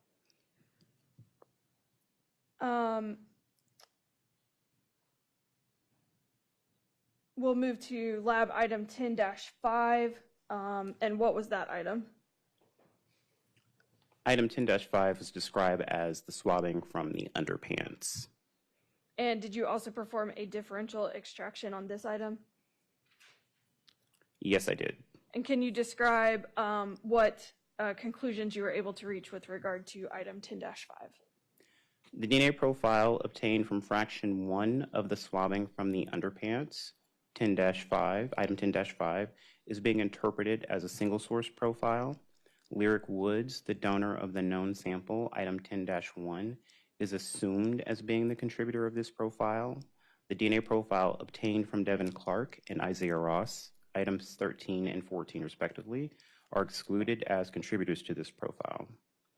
No population frequency data were generated for the contribution of the DNA from Lyric Woods, item 10-1, to this fraction. The DNA profile obtained from fraction 2 of the swabbing from the underpants, item 10-5, is being interpreted as a mixture of two contributors. The mixture contains two interpretable components. Lyric Woods, the donor of the known sample, item 10-1, is assumed as being contributor 1 of the DNA profile. The DNA profile obtained from Devin Clark, item 13, is included as contributor 2 of this mixture. The DNA profile obtained from Issiah Ross, item 14, is excluded as a contributor to the mixture. Given the evidence, the following propositions were considered for the statistical calculation. Hypothesis 1, the evidence originated from Lyric Woods, item 10-1, and Devin Clark, item 13, or hypothesis 2, the evidence originated from Lyric Woods, item 10-1, and an unknown unrelated individual. The DNA mixture profile obtained from fraction 2 of the swabbing from the underpants, item 10-5, is approximately 225 nonillion times more likely if it originated from Lyric Woods, item 10-1, and Devin Clark, H1, than if it originated from Lyric Woods, item 10-1, and an unknown unrelated individual, H2. And how about lab item 10-6? What was that item? This was described as external genitalia swabs, and the results are the DNA profile obtained from the external genitalia swabs is being interpreted as a mixture of two contributors. The mixture contains two interpretable components. Lyric Woods, the donor of the known sample, item 10-1, is assumed as being contributor 1 of this DNA profile. DNA profile obtained from Devin Clark, item 13, is included as contributor 2 of this mixture. The DNA profile obtained from Issiah Ross, item 14, is excluded as a contributor to the mixture. Given the evidence, the following propositions were considered for the statistical calculation. Hypothesis 1, the evidence originated from Lyric Woods, item 10-1, and Devin Clark, item 13, or hypothesis 2, the evidence originated from Lyric Woods, item 10-1, and an unknown unrelated individual. The mixture, DNA profile obtained from the external genitalia swabs, item 10-6, is approximately 909 septillion times more likely if it originated from Lyric Woods, item 10-1, and Devin Clark, item 13, H1, than if it originated from Lyric Woods, item 10-1, and an unknown unrelated individual, H2. And both, I think I forgot to ask, both 10-5 and 10-6, were those also derived from Lyric Woods' sexual assault kit? Yes, they were.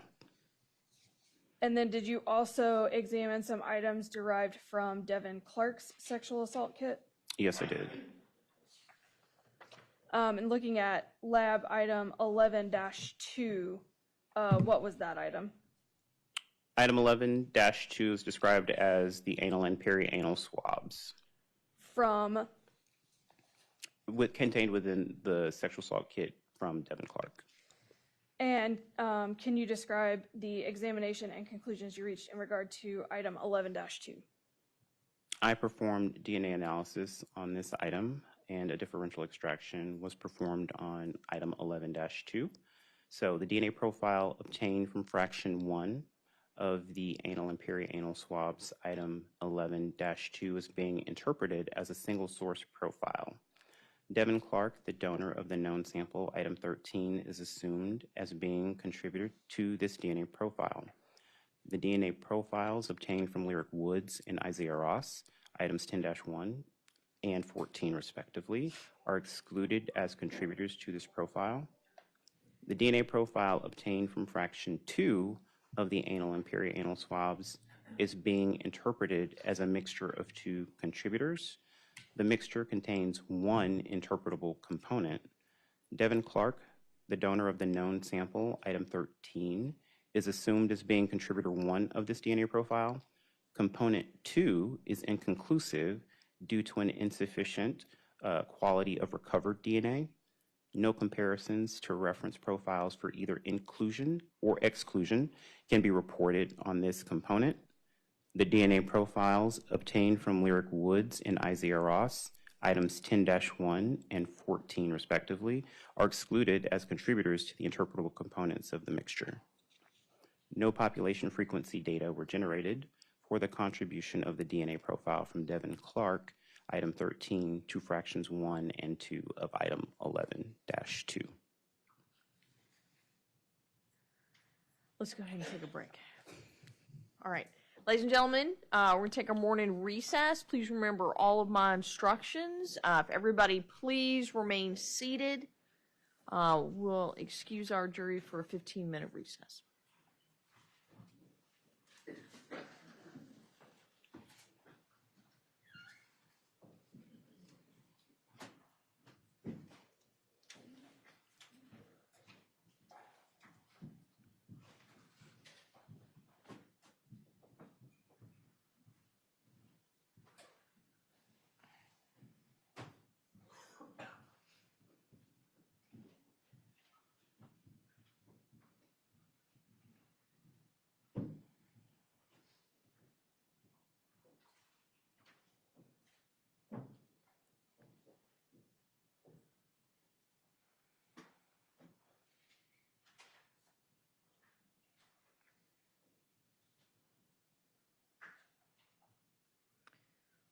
All right, all of our jurors are outside of the courtroom. Next time a phone goes off inside the courtroom, I will ask the bailiffs to seize it. So, did not think I needed to make this announcement every day. If you have a phone, make sure it's off. Anything else we need to address before we take the break? No, Your Honor. Nothing from the defense. Thank you, Judge. All right, if I could see the attorneys up here, everybody else will be in recess for 15 minutes. Will be in morning recess. Yes, thank you.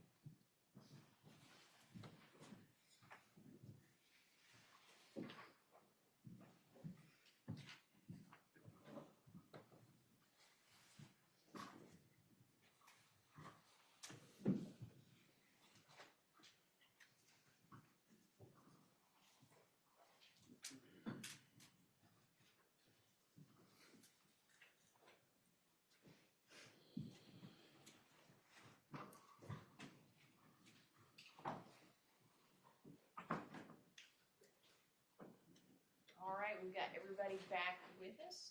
Ms. Orr, the witness is still. Thank you, Your Honor. Mr. Ivory, we were beginning to discuss the items derived from Mr. Clark's sexual assault kit. I believe we were on item 11-3. What was item 11-3? It was described as the oral swabs. And can you describe what, if any, conclusions you were able to reach about that item? The DNA profile obtained from fractions 1 and 2 of the oral swabs, item 11-3, is being interpreted as a single source profile. Devin Clark, the donor of the known sample, item 13, is assumed as being the contributor to this DNA profile. The DNA profiles obtained from Lyric Woods and Issiah Ross, items 10-1 and 14, respectively, are excluded as contributors to this profile. No population frequency data were generated for the contribution of the DNA profile from Devin Clark, item 13, to fractions 1 and 2 of item 11-3. And looking at item 11-4, what was that item?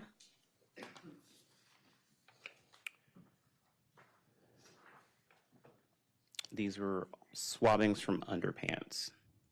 And can you describe what, if any, conclusions you were able to reach about that item? The DNA profile obtained from fraction 1 of the swabbing from the underpants, item 11-4, is being interpreted as a mixture of two contributors. The mixture contains two interpretable components. Devin Clark, the donor of the known sample, item 13, is assumed as being contributor 1 of this DNA profile. The DNA profile obtained from Lyric Woods is included as contributor 2 of this mixture. The DNA profile obtained from Issiah Ross, item 14, is excluded as a contributor to the mixture. Given the evidence, the following propositions were considered for the statistical calculation. Hypothesis 1, the evidence originated from Devin Clark, item 13, and Lyric Woods, item 10-1, or hypothesis 2, the evidence originated from Devin Clark, item 13, and an unknown unrelated individual. The mixture DNA profile obtained from fraction 1 of the swabbing from the underpants is approximately 4.41 quintillion times more likely if it originated from Devin Clark, item 13, and Lyric Woods, item 10-1, H1, than if it originated from Devin Clark, item 13, and an unknown unrelated individual, H2. The DNA profile obtained from fraction 2 of the swabbing from the underpants, item 11-4, is being interpreted as a single source profile. Devin Clark, the donor of the known sample, item 13, is assumed as being the contributor to this DNA profile. The DNA profiles obtained from Lyric Woods and Issiah Ross, items 10-1 and 14 respectively, are excluded as contributors to this profile. No population frequency data were generated for the contribution of the DNA profile from Devin Clark, item 13, to fraction 2 of item 11-4. And how about with regard to item 11-5? The DNA profile obtained from fraction 1 of the external genitalia swabs, item 11-5, is being interpreted as a mixture of two contributors. The mixture contains two interpretable components. Devin Clark, the donor of the known sample, item 13, is assumed as being contributor 1 of this DNA profile. The DNA profile obtained from Lyric Woods, item 10-1, is included as contributor 2 of this mixture. The DNA profile obtained from Issiah Ross, item 14, is excluded as a contributor to the mixture. Given the evidence, the following propositions were considered for the statistical calculation. Hypothesis 1, the evidence originated from Devin Clark, item 13, and Lyric Woods, item 10-1, or hypothesis 2, the evidence originated from Devin Clark, item 13, and an unknown unrelated individual. The mixture DNA profile obtained from fraction 1 of the external genitalia swabs, item 11-5, is approximately 5.56 million times more likely if it originated from Devin Clark, item 13, and Lyric Woods, item 10-1, which is our H1, than if it originated from Devin Clark, item 13, and an unknown unrelated individual, which is H2. Based on the quantification results obtained, no further analysis was performed from the sample taken from fraction 2 of 11-5. And was that the last item that you analyzed and reported on in the June 14th, 2024 report? Yes, it is. Okay, you might guess by the fact that I'm sitting here that math and science are not my strong suit. So I want to understand this statistical probability a little bit more. Are you allowed to say that a DNA is a match? No. Okay, and why not? Because the way the statistic is structured, the DNA results can support an explanation of the evidence or an alternate explanation of the evidence. That's all I can say. And so hypothesis 1 for all of these items that have, let's talk about specifically two interpretable components. Your first hypothesis is it's the source item and then another known DNA sample, right? For which item are you referring to? Well, let's pick an example because that'll be easier. Let's talk about item number 7. Well, no, that's not a great one either.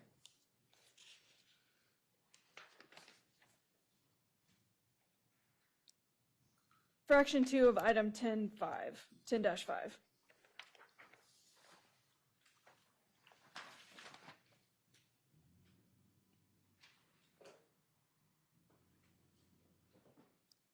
Yes. Okay, so what was your statistical analysis with regard to that item? The DNA results for 10-5, which is the fraction 2 of the swabbing from the underpants, the DNA results supported hypothesis 1, which is the evidence originating from Lyric Woods, item 10-1, and Devin Clark, item 13. So that just means that the DNA results supported that explanation of the evidence.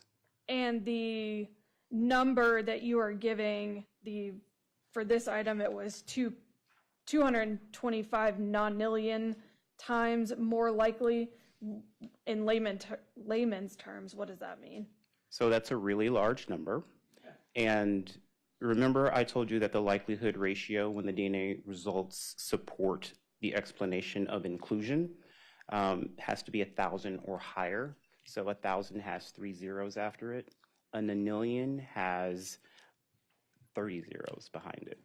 So you only need 1,000 to support the DNA results to support that inclusionary hypothesis. This is significantly higher than that. And for all the items discussed in your report of June 14th, I think the lowest was in the millions. Was that right? Yes, that is correct. Right. Following your examination of these items discussed in your report June 14th of 2024, what did you do with those items? Those items were returned to a vault for return to the submitting agency for all of the items that were for the exterior and the interior of the vehicle, as well as the slides that I created and some DNA extracts from those items. The kit items, the sexual assault kits for Devin Clark and Lyric Woods, were retained for further analysis. And then did you generate an additional report on October 25th of 2024? Yes. What items did you examine as a part of your analysis for that report? These were various items of evidence that I received that were described as hair roots removed from item 11-4 as well as 11-8. And so were these all lab-generated items? Yes, these were. And where did you receive them from? I received them from the main forensic biology evidence vault. And can you describe what examinations you did with this evidence? I performed DNA analysis on those items. And what results and conclusions did you reach from your examination? Bear with me. There were 55 items. So I performed DNA analysis, and for the first set of items, items 11-4-1-1, 11-4-1-2, 11-8-2 through 11-8-6, 11-8-8 through 11-8-13, 11-8-15 through 11-8-24, 11-8-39, and 11-8-53. Based on the quantification results obtained, no further analysis were performed on those items. And for, I should have asked before you started, but 11-4, what was that item? 11-4, those were from the underpants from the kit from Devin Clark. And how about 11-8? 11-8 was from the pubic hair combings from Devin Clark's sexual assault kit. Okay. And so the remaining item numbers then 11-8-1, 8-7, 8-14, 8-25 through 38, 8-40, and 8-52. What, if any, conclusions were you able to reach with regard to those items?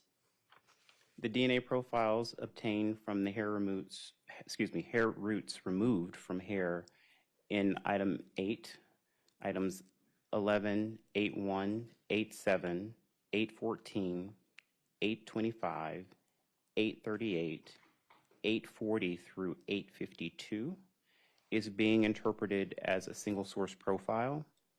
The interpretation of this profile is being conditioned using the DNA profile from Devin Clark, item 13, as contributor 1.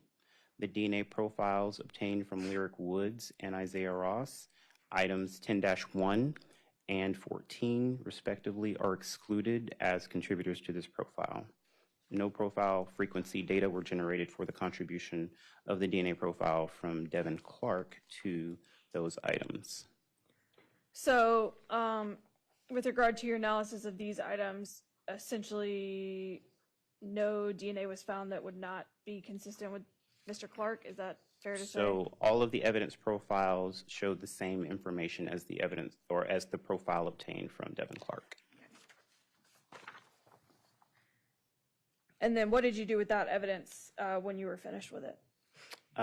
All of the hair roots would have been consumed in analysis, and so the only things that would have been returned would be the extracts from the first round of testing, as well as the testing done in this report, as well as the slides from the original round of testing.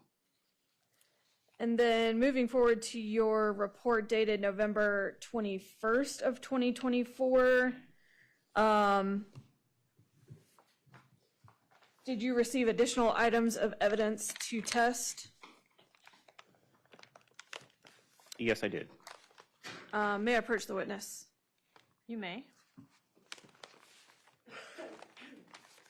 For the record, these will be state's exhibits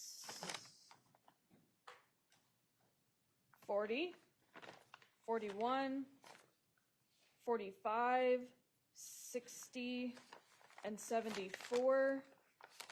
The three items previously admitted as states 40, 41, and 45 are the rocks collected from the crime scene. State 60 is an additional DNA swab from the GMC terrain. And state 74 is the cutout of the inner roof liner from the GMC terrain. And Mr. Ivory, I'll ask you if you recognize these items.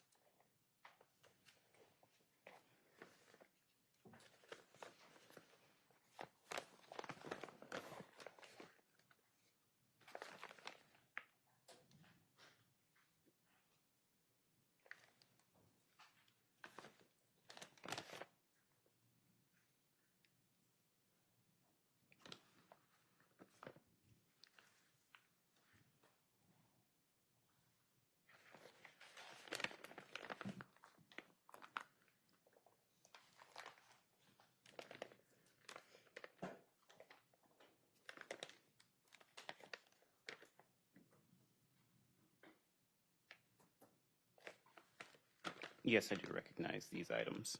And what are these items? Laboratory item 16 is described as a DNA swab from the center console of the GMC. Item 17 are described as rocks with red stains in the middle left side of access road. Item 18 is rocks with red stain in middle right side of access road. Item 19, rocks with red stain on right side of access road. And item 20, a piece of inner roof liner of the white GMC terrain. And are these the items you analyzed and reported on in your report dated November 21st of 2024? Yes. And how are you able to recognize them? By the case number, their item numbers, as well as my initials and dates placed on those packages. Now, Mr. Ivory, when you receive an item in the lab, like these rocks from the crime scene, how do you go about making that so you can analyze them? So I will remove the item from the packaging, and I will, if I see any reddish brown staining, so these items were subjected to the Kastle-Meyer test. So I would have observed a reddish brown stain on the items. I would have taken a sample of that and then performed the presumptive test to indicate if blood was present or not chemically. And that's what I did in this case. And we'll go in the order of your report here. So lab item 16, the DNA swab from the center console of the GMC, and lab item 20, the interior roof liner of the GMC. Can you describe what, if any, conclusions you were able to reach about those items? Yes. Examination of a sample taken from the swab from the center console, item 16, and a general rubbing taken from the roof liner cutout, item 20, using the Kastle-Meyer test failed to reveal chemical indications for the presence of blood. No confirmatory blood testing was performed and no further analysis was performed on those items. And how about item 7, lab item 17? Examination of a sample taken from the rocks with red stains in the middle of left side of the access road, item 17, using the Kastle-Meyer test, gave chemical indications for the presence of blood. No confirmatory blood testing was performed. A swabbing was taken for DNA analysis. The DNA profile obtained from the swabbing from the rocks with the red stain in the middle left side of the access road, item 17, is being interpreted as a single source profile. The DNA profile obtained from Devin Clark, item 13, is included as a possible contributor to this profile. The DNA profiles obtained from Lyric Woods and Issiah Ross, items 10-1 and 14 respectively, are excluded as contributors to this profile. Given the evidence, the following propositions were considered for the statistical calculation. Hypothesis 1, the evidence originated from Devin Clark, item 13, or hypothesis 2, the evidence originated from one unknown, unrelated individual. The DNA profile obtained from the swabbing from the rocks with the red stain in the middle left side of the access road, item 17, is approximately 149 nonillion times more likely if it originated from Devin Clark, item 13, which is our H1, than if it originated from one unknown, unrelated individual, which is H2. And in your report, you discuss items 18 and 19 together. So could you walk us through your conclusions with regard to those items? Examination of samples taken from the rocks with the red stain in the middle right side of the access road and the rocks with red stain on the right side of the access road, items 18 and 19 respectively, using the Kastle-Meyer test, gave chemical indications for the presence of blood. No confirmatory blood testing was performed. A swabbing was taken from each item for DNA analysis. The DNA profile obtained from the swabbings from the rocks with the red stain in the middle right side of the access road and the rocks with the red stain on the right side of the access road, items 18 and 19 respectively, is being interpreted as a single source profile. The DNA profile obtained from Devin Clark, item 13, is included as a possible contributor to this profile. The DNA profiles obtained from Lyric Woods and Issiah Ross, items 10-1 and 14 respectively, are excluded as contributors to this profile. Given the evidence, the following propositions were considered for the statistical calculation. Hypothesis 1, the evidence originated from Devin Clark, item 13, or hypothesis 2, the evidence originated from one unknown, unrelated individual. The DNA profile obtained from the swabbings from the rocks with the red stain in the middle right side of the access road and the rocks with the red stains on the right side of the access road, items 18 and 19 respectively, is approximately 171 nonillion times more likely if it originated from Devin Clark, item 13, H1, than if it originated from one unknown, unrelated individual, H2. And following your examination of this evidence, what did you do with it? The items would have been returned to the submitting agency.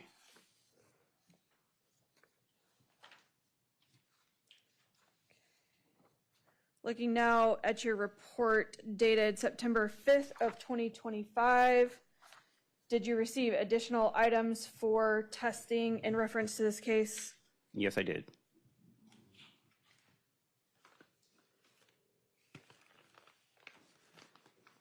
Your Honor, may I approach the witness? You may. For the record, this is states 61, 62, 63, 64, and 65, all DNA swabs from the white GMC. And Mr. Ivory, I'll hand you these items and ask if you recognize them.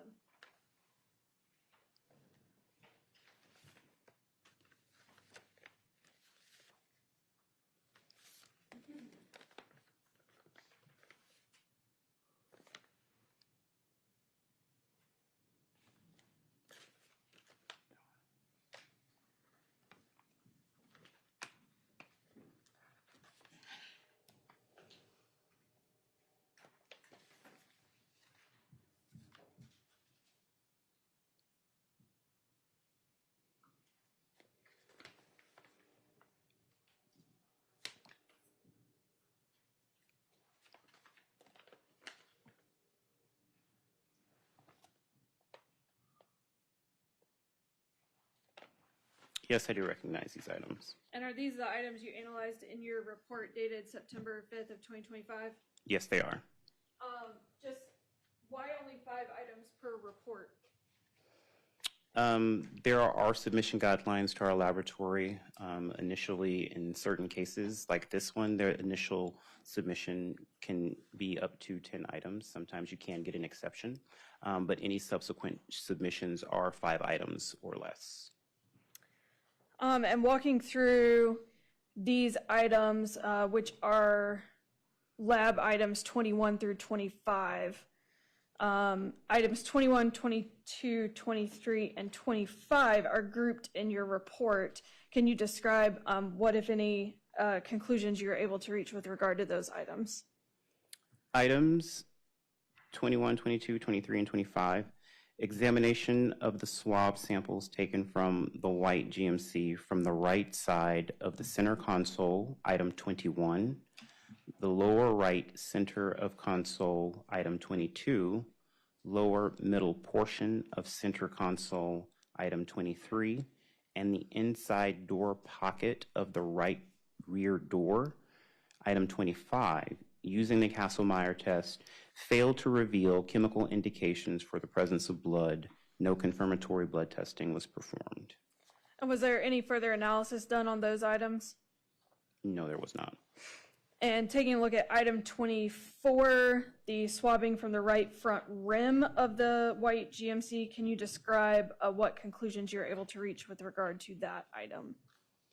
Examination of a sample taken from the swabs from the right front rim of the white GMC, item 24, using the Kastle-Meyer test, gave chemical indications for the presence of blood. No confirmatory blood testing was performed. The DNA profile obtained from the swabs from the right front rim of the white GMC, item 24, is being interpreted as a single source profile.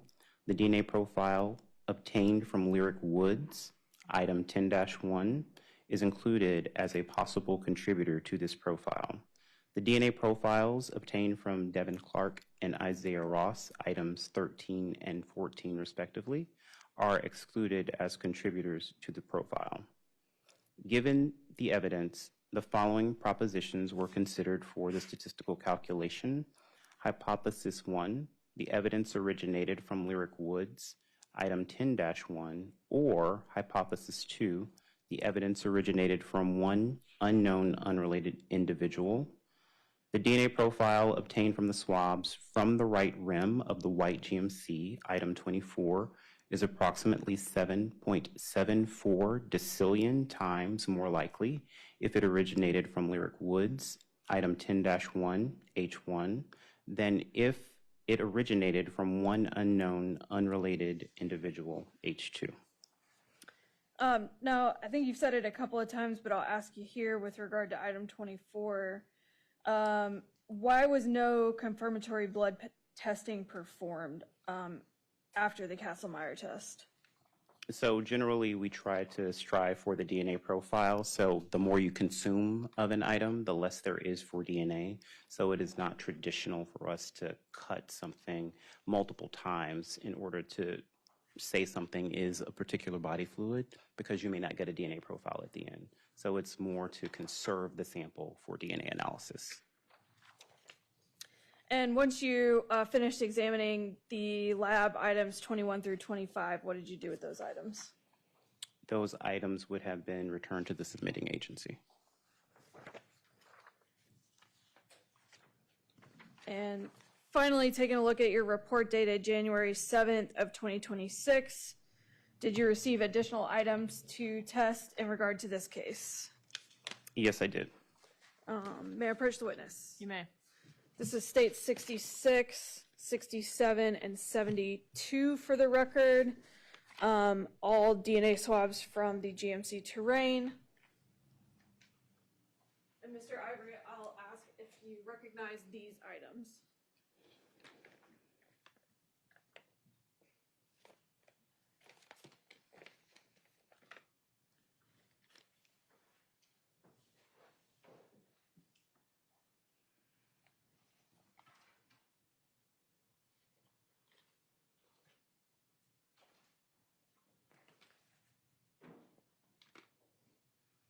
Yes, I recognize these items. And are these the items that you examined with regard to your report dated January 7th of 2026? Yes, it is. And how are you able to recognize them? I recognize them by the case number, their item numbers, as well as the initials and dates that I placed on the items. And these were designated lab items 26, 27, and 28. Could you describe your conclusions with regard to lab item 26? The partial DNA profile obtained from the swab from the bottom back portion of the right rear passenger door of the white GMC Terrain, item 26, is being interpreted as a single source profile. The DNA profile obtained from Lyric Woods is included as a possible contributor to this profile. The DNA profiles obtained from Devin Clark and Issiah Ross, items 13, 14 respectively, are excluded as contributors to this profile. Given the evidence, the following propositions were considered for the statistical calculation. Hypothesis 1, the evidence originated from Lyric Woods, item 10-1, or hypothesis 2, the evidence originated from one unknown, unrelated individual. The partial DNA profile obtained from the swab from the bottom back portion of the right rear passenger door of the white GMC Terrain, item 26, is approximately 25.9 sextillion times more likely if it originated from Lyric Woods, item 10-1, H1, than if it originated from one unknown, unrelated individual. And how about for item 27? The partial DNA profile obtained from the swab from the right rear passenger door of the white GMC Terrain below the handle, item 27, is being interpreted as a single source profile. The DNA profile obtained from Lyric Woods, item 10-1, is included as a possible contributor to this profile. The DNA profiles obtained from Devin Clark and Issiah Ross, items 13, 14 respectively, are excluded as contributors to this profile. Given the evidence, the following propositions were considered for the statistical calculation. Hypothesis 1, the evidence originated from Lyric Woods, items 10-1, or hypothesis 2, the evidence originated from one unknown, unrelated individual. The partial DNA profile obtained from the swab from the right rear passenger door of white GMC Terrain below the handle, item 27, is approximately 18.4 billion times more likely if it originated from Lyric Woods than if it originated from one unknown, unrelated individual. And what, if any, conclusions were you able to reach with regard to item 28? Based on quantification results obtained, no further analysis was performed on the sample taken from item 28. And what did you do with these evidence items once your analysis was complete? I would have returned them to the submitting agency. If I could have just one moment, Your Honor. Yes, ma'am.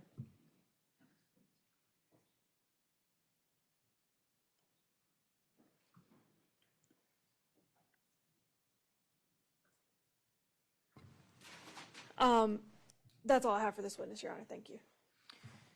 Witnesses with you, Mr. Trapp. Thank you, Judge.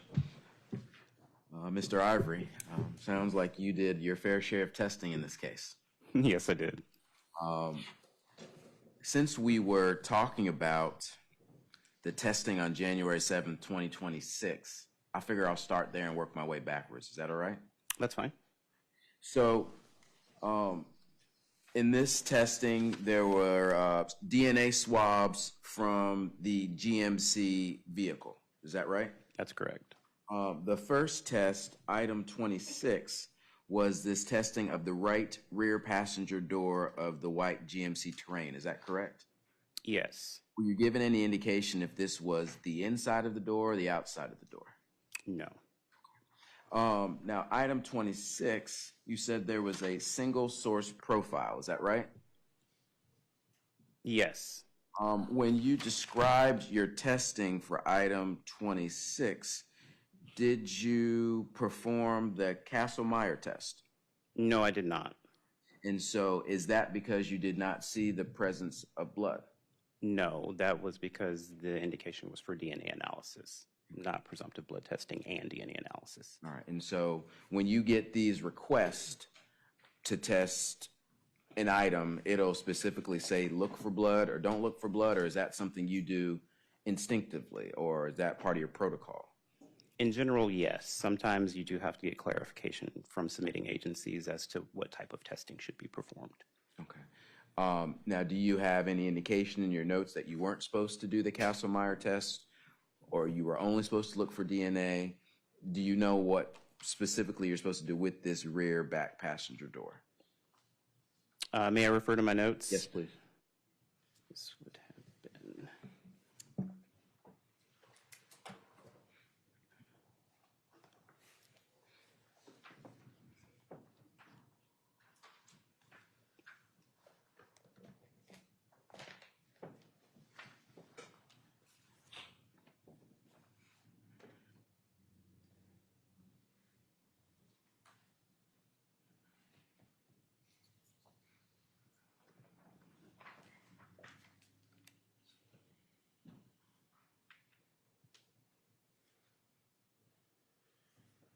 So no reddish-brown staining was noted. Okay. When you are performing these tests and you're asked to identify, and I know we're not going to use the word match, but kind of identify with these probabilities whose DNA it's more likely it belongs to, are you ever tasked with determining what this actual item is you're testing? I guess a better way of stating it is, if you started and saw a red stain, you said you don't do a confirmatory blood test because you don't want to waste the material. But the idea is that this red stain may be blood. Is that right? That's correct. All right.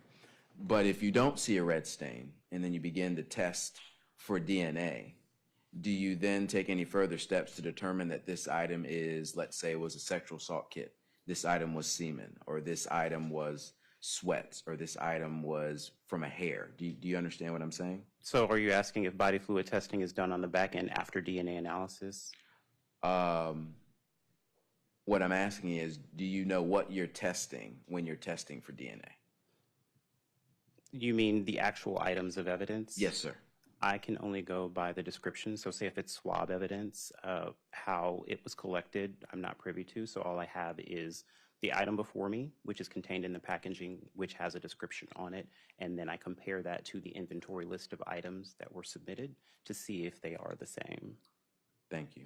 So in this instance, when you confirmed the DNA in item 26 was Lyric Woods, you don't know what the original item, you don't know what created that DNA, other than the fact it came from Lyric Woods based on a probability of 25.9 sextillion. So these DNA results support the inclusionary hypothesis, and the level of support that was given was well above 1,000 for that inclusionary hypothesis. Yes, sir. Thank you. But looking at, say, item 28. Item 28, there was no further analysis performed based on the quantification results. Does that mean there just wasn't enough material to test for DNA? That's correct. There wasn't, so there are thresholds, and if it doesn't meet a certain threshold, we know that you won't get a good DNA profile from that. So we don't produce a DNA profile from those types of samples. There just isn't enough DNA there. Okay. And then something like item 27, that's like the rear handle of the GMC? Mm-hmm. All right. So yet again, there wasn't a Kastle-Meyer test. Correct. And so that's to assume that there wasn't the presence of blood that you visually saw or you weren't asked to test for it. Is that right? That is correct. And so when you have an item like a door handle or maybe they took a test from a table or something like that and there isn't the presence of blood, do you have any indication of what this item may have came from? No, I don't. Okay. Let's go back to our test on September, I think the next one is, let's do September 5th. September the 5th, 2025.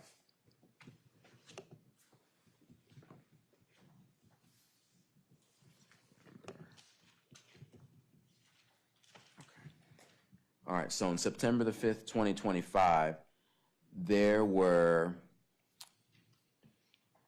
5 items that you compared. Is that accurate? Yes. And then you had your comparisons for Lyric Woods, Devin Clark, and Issiah Ross used in this sample. Is that right? Yes. You had made a mention that when people make these submissions to the lab, they have like this initial threshold of maybe submitting 10 items, and then after that, the next submissions have to be 5, right? Yes. All right, and so this is a 5 order or a 5 submission portion. When you did the testings of 21, 22, 23, and 25, you grouped them all together. Is that correct? Yes. In your report. That is correct. And is that typical for you to group multiple items together if they have a similar result? If they have the same result, yes. All right. And in this instance, you performed the Kastle-Meyer test on items 21, 22, 23, and 25, and that result was negative, correct? Yes. Okay. And when you get a negative result for a Kastle-Meyer test, that means there isn't the presence of blood.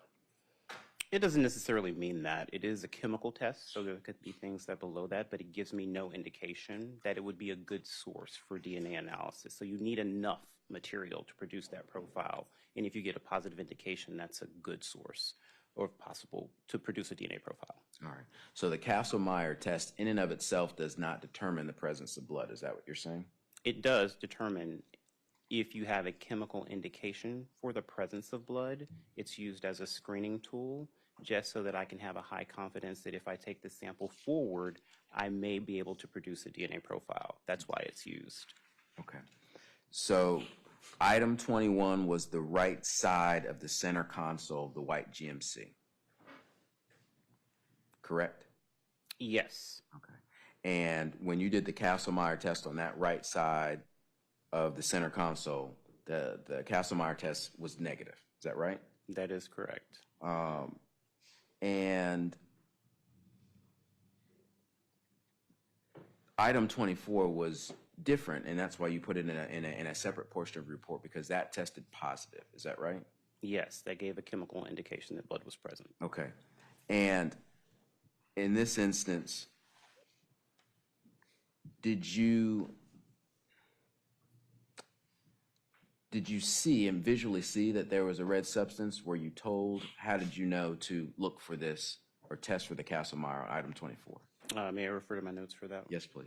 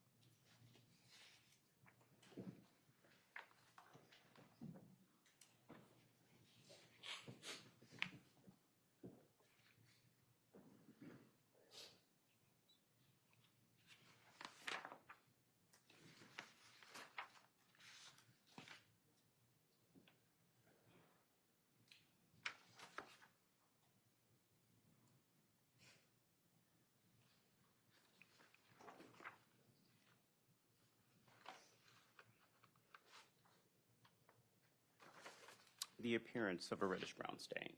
And that would be something that you noticed, or that was something that you were told existed? That I noticed. But in this testing on September the 5th, there were 4 items. These were all in the interior of the car, and there was no presence of blood from the Kastle-Meyer test. Is that correct? It failed to reveal the chemical indications for the presence of blood, yes. And there was 1 item, and that was the exterior, that tire rim, and that did test positive, correct? That is correct. And I'm going to go in a little bit more detail about some of these tests, but do you recall, by looking at all the tests, the 5 tests that you did, or 5 test dates, I'm sorry, that you did, ever finding the presence of blood through the Kastle-Meyer test for anything inside the GMC terrain? I do not recall.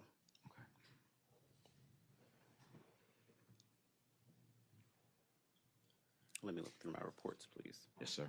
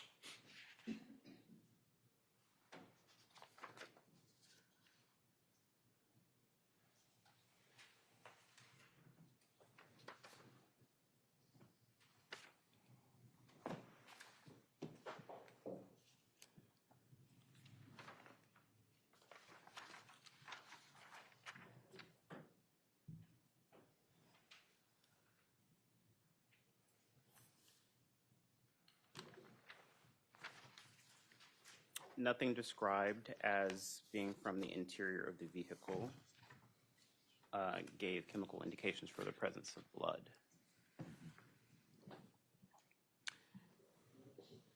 Your Honor, I'm kind of at a point where I could keep going or we could begin. You have about 10 more minutes worth, or you need a section? It would be more than 10, but it's up to the court. All right, ladies and gentlemen, we're going to take our lunch recess. So remember, as you head out into the world, the rules: 1, have lunch together. Just don't talk about this case. Number 2, don't talk to anybody else, whether they're an AI or online or an actual human. Remember, don't let anybody talk to you or around you about this case. If anybody attempts to do that or does that, if you please let the bailiffs know, and I will take care of that particular problem. Number 3, no independent research. Don't look anything up. Don't Google it. Don't ask your aunt, who always knows the answer to all those important questions, anything. We're getting toward the end of the state's case here, so remember that last bit. You have not heard all the evidence yet. You have not heard the arguments of counsel, and you've not heard the law that I'm going to tell you you need to apply to the facts in this particular case. So with that, I hope you all have a good lunch. We'll start back at 2 o'clock. So please be here at least 5 minutes before that so we can get you all situated and ready to go. Everybody else remain seated. At this time, we'll excuse our jury.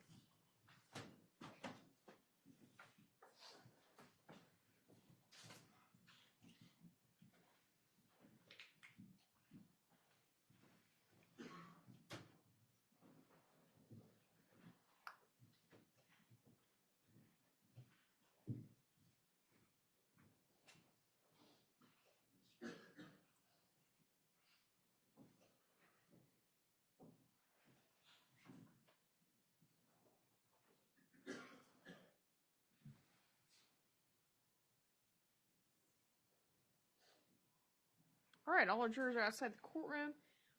Anything we need to address at this time? Madam Dia? No, Your Honor. Mr. Trapp? No, I was trying to think if there was a bench conference we needed to recreate. I don't think so. Let me double check, though.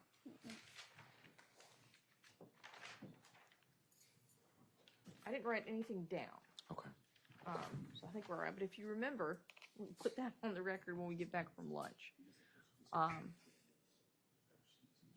Nothing else, Judge. All right, I've emailed you all potential very rough draft, potential jury instructions. You both have a hard copy of that at this time too. Not necessarily going to reach that, and even if we do, not be for a little while, but you both have copies to start reviewing. All right. Anything else? No, Your Honor. Nothing for the defense. Thank you, Judge. All right, we'll be in recess until 2 p.m. You can step down, thank you. Is it doctor? No, Not quite there, right? two masters. I like it. Yeah.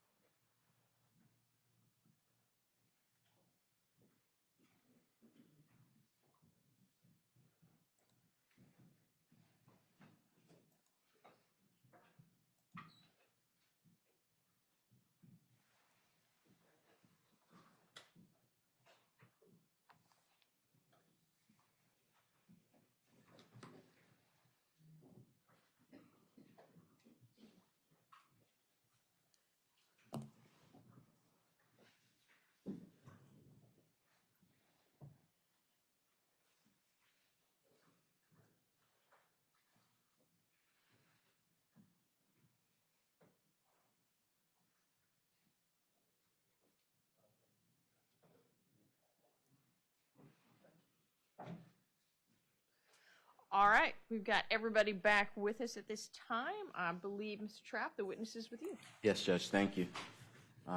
And welcome back, Mr. Ivory. I hope you had a good lunch. I remember when you were first describing your role and your position at the crime lab, you said that you help identify bodily fluid and DNA. Was that like a way that described what you're doing when you're doing this testing? Yes, I perform body fluid analysis as well as DNA testing. Okay. And so when we're talking about these, this identification and the steps that you are taking, first you're identifying what the bodily fluid is, or just that this is a bodily fluid. You understand my question? So presumptive testing was done in this case for the indications of possible blood. So the Kaplan-Meier test was performed, so it can only indicate that a body fluid may be present. Okay. But in addition to that, you had made a mention or a description about semen, for example, that it has a different, maybe hard exterior or something like that. Is that something you help identify as well? So no, I did not examine for the presence of semen in this case. A differential extraction was performed, and the goal of that extraction is to make one sample into two samples. One of those samples, meaning the fraction 2 sample, is where the presumed sperm cells might be. Okay. So if you were testing an item, you would look for potential blood with the Kaplan-Meier, and then after that, you would then check to see whose DNA it's compared to. I would generate a DNA profile and do comparisons. Okay. Now, on November 21st, 2024, I think that's where I kind of stopped speaking with you, and that is where there were the 2 items that were tested from the GMC. Item 16 was the center console. Item 17, 18, and 19 were different positions of a red rock stain. Is that correct? That is correct. And then item 20 was the GMC roof liner. Is that correct? Yes. Okay. And when checking for bodily fluid, in particular for the GMC center console and the roof liner, there was no presence of blood. Is that correct? They fail to reveal chemical indications for the presence of blood. And once you get to that point, that means you're not going to do any further testing. Is that right? Yes. All right. But for 17, 18, and 19, those are the red rock stains. Because there was a presence of blood, that's why you did further testing. Is that correct? That's correct. And in 17, 18, and 19, that would be the red rock stains along the gravel. Side access road is how they described it. Those all, and I was about to say were a match or tested positive. Those all had the characteristics, the DNA characteristics from Devin Clark. Is that right? The profiles from the evidence and the profile from the known standard from Devin Clark were associated. All right. And those were described as stains in the middle right side of the access road, right?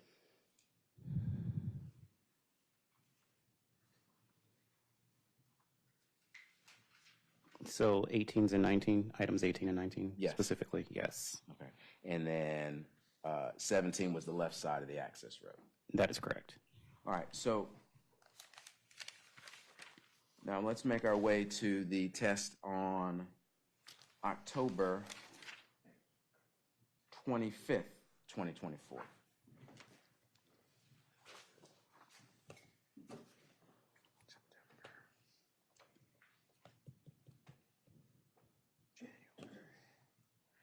Now, October 25th dealt with the hair and root testing, is that right? Yes, it did.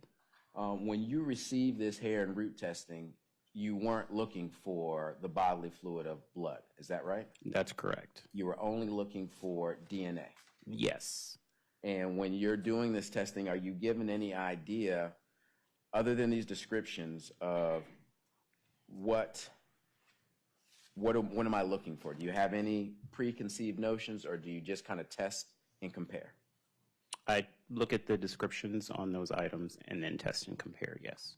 When you were talking about the hair, root items that were removed from, let's say, Devin's sexual assault kit, those came back as Devin's DNA profile. Is that right? The profile from the hairs that were generated in this case were associated with the profile from Devin Clark. Okay. And does that seem consistent based on what you're testing and how the location where this item had come from? I can say based on the likelihood ratio result that these profiles are associated. Okay. And then you also did a similar test with Lyric Woods' sexual assault kit. Isn't that correct? That is correct. And you got a similar response or similar result? For which samples? Let me be more specific. When we're looking at items 11, oh, she's a 10, sorry. We were looking at the roots that were removed from, these are all actually, strike that. When you were doing your testing on October the 25th, all of those items came from Devin Clark, is that correct? That is correct. Okay. And so when you did all this testing, they all came back to that profile for Devin Clark, except for maybe one bland hair, is that right? Yes, quite a few hairs were associated with the profile obtained from Devin Clark. Now, when you, I don't know if you gave a description, but this bland hair that was discovered in your analysis, I'm pretty sure it was October 25th. Objection, Your Honor. I'm assuming the grounds were this witness didn't testify to that? That's correct. Approach.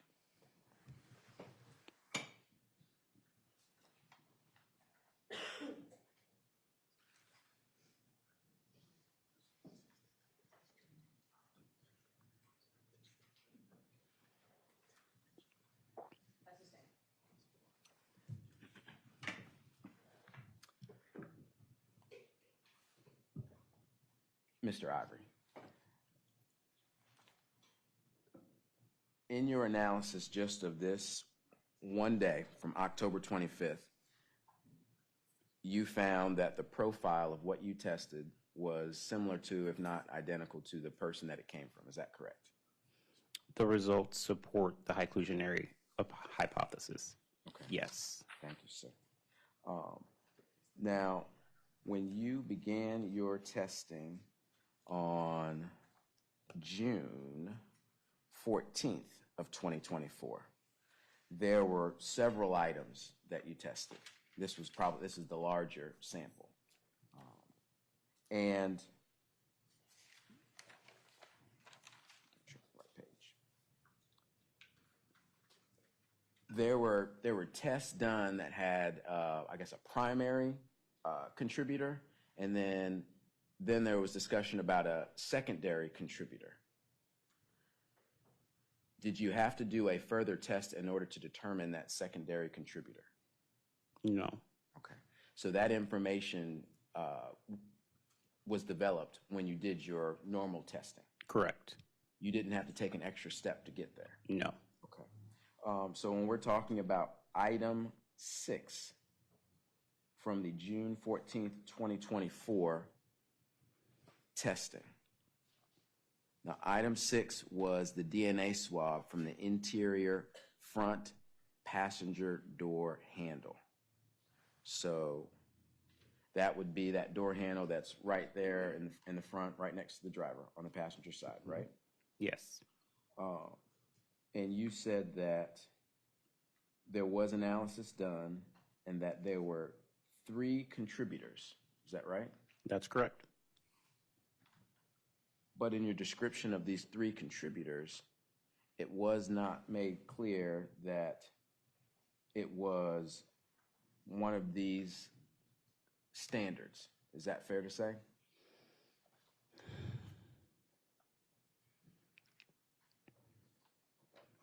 So there was an association based on the likelihood ratio result. And the association was for Mr. Ross? The association was that the DNA results supported the inclusionary hypothesis, and it was 189 quintillion times more likely if it originated from Issiah Ross item 14, and 2 unknown unrelated individuals, H1, than if it originated from 3 unknown unrelated individuals. Okay. And so, but it didn't include Mr. Clark and it didn't include Lyric Woods, is that right? That is correct. And were you given any information about who this car belonged to when you were doing your testing? I understood it to be, I believe, the mother of the defendant in this case. Okay, okay. And so when you're doing this testing and you know the underwear belongs to a certain person or the pubic hairs come from a certain individual, that would be relevant or important to how you determine your comparisons, isn't that right? It's not important. It is just really good to know where the items come from, just so that you can understand how they may be related or not. And you weren't given any information to further determine who these other contributors were, is that right? No, I had no additional standards to make comparisons. All right. And then in your testing of item 7, that was interior passenger, rear passenger door of the GMC. So that would be the door just behind what we're talking about. Now, in that testing, you said that Lyric Woods was the contributor. Is that correct? The DNA results support the inclusionary hypothesis. And then the DNA obtained from Devin Clark and Issiah were excluded from that one. Is that right? For item 7? Those standards were excluded as contributors to the interpretable components of that mixture, yes. All right, and so when you say that they're excluded for the interpretable components, does that mean that if you did further testing or if you did anything else, you could get a different result or they would be included? No, that's not what that means. The mixture as a whole was identified as a number of contributors. That was 3. 2 of those components were interpretable. 1 of them was not. Having additional standards would not change that. Okay, okay, okay. Now, item 8 was again this rear door, but it's the rear driver door. So we're looking at the other side of the car, back behind the driver. Now, that test was inconclusive. And the reason why it was inconclusive is because you couldn't get enough of a sample. Well, the sample itself was not inconclusive. I could come to a determination about the number of contributors within the mixture, which was 3. Mm-hmm. There were 3 interpretable components, so they all were able to be compared to standards. What happened in this instance is when I performed the likelihood ratio calculations, that no conclusion could be rendered as to the contribution of the profiles from Lyric Wood and Issiah Ross, items 10-1 and 14 respectively, due to an inconclusive likelihood ratio result. So I had performed the statistic, and remember I talked about the levels of support earlier. The numbers were below 1,000. So this is in that area where we would call it unreliable data, so we don't render a conclusion at those levels. So based on what you're describing, there's a possibility that there is a contribution of DNA from either Lyric Woods or Issiah Ross, but you just can't say to a great enough probability. With the likelihood ratio result, there is no support for exclusionary hypothesis or the inclusionary hypothesis. But you did not mention Devin Clark. So does that mean that in this comparison, in this analysis, that there wasn't anything that would point to his DNA being on this rear driver side passenger door handle? So specifically for item 13 on item 8, is that what you're talking about? Yes, sir. Yes. So the DNA profile obtained from Devin Clark is excluded as a contributor to the mixture. Okay. And then I'm kind of working my way around the car, so I get a good picture. So item 9 is the driver side door handle. And for item 9, it says that this DNA profile is uninterpretable due to its complexity. So does that mean that there's too much information there to siphon out who it is? So it was just, this was a complicated profile in the sense that there was very little DNA, and I could not establish a number of contributors for that particular profile. And anytime I can't come to a determination about the number of contributors, in addition to certain features that were present in that profile, I came to an uninterpretable conclusion for that item. And being that your job is to identify these bodily fluids and DNA profiles, you can't render an explanation as to why this was so complex or why there wasn't enough of a sample to render a decision. Is that? No, I did not. I was not involved in the collection of the items of evidence, so I don't know. And is that sometimes an issue? Maybe the surface just wasn't swabbed enough, or it didn't get enough on the item for you to test it, or? That's a possibility. Now, when you were doing these exams of the sexual assault kit, we'll start with items 10, 2, 3, and 7. That was the vaginal, anal, and breast swab of Lyric Woods.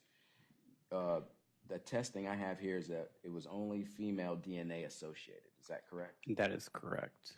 But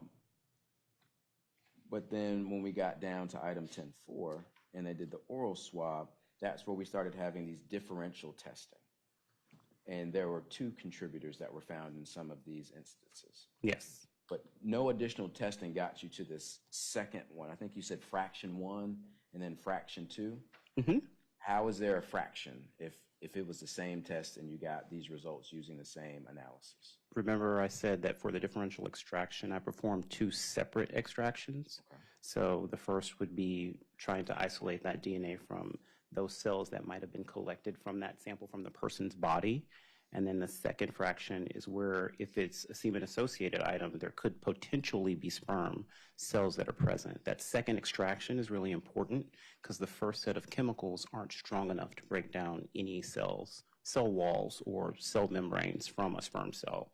And so we have to add some harsher chemicals to be able to break that coat down to release the DNA from fraction 2.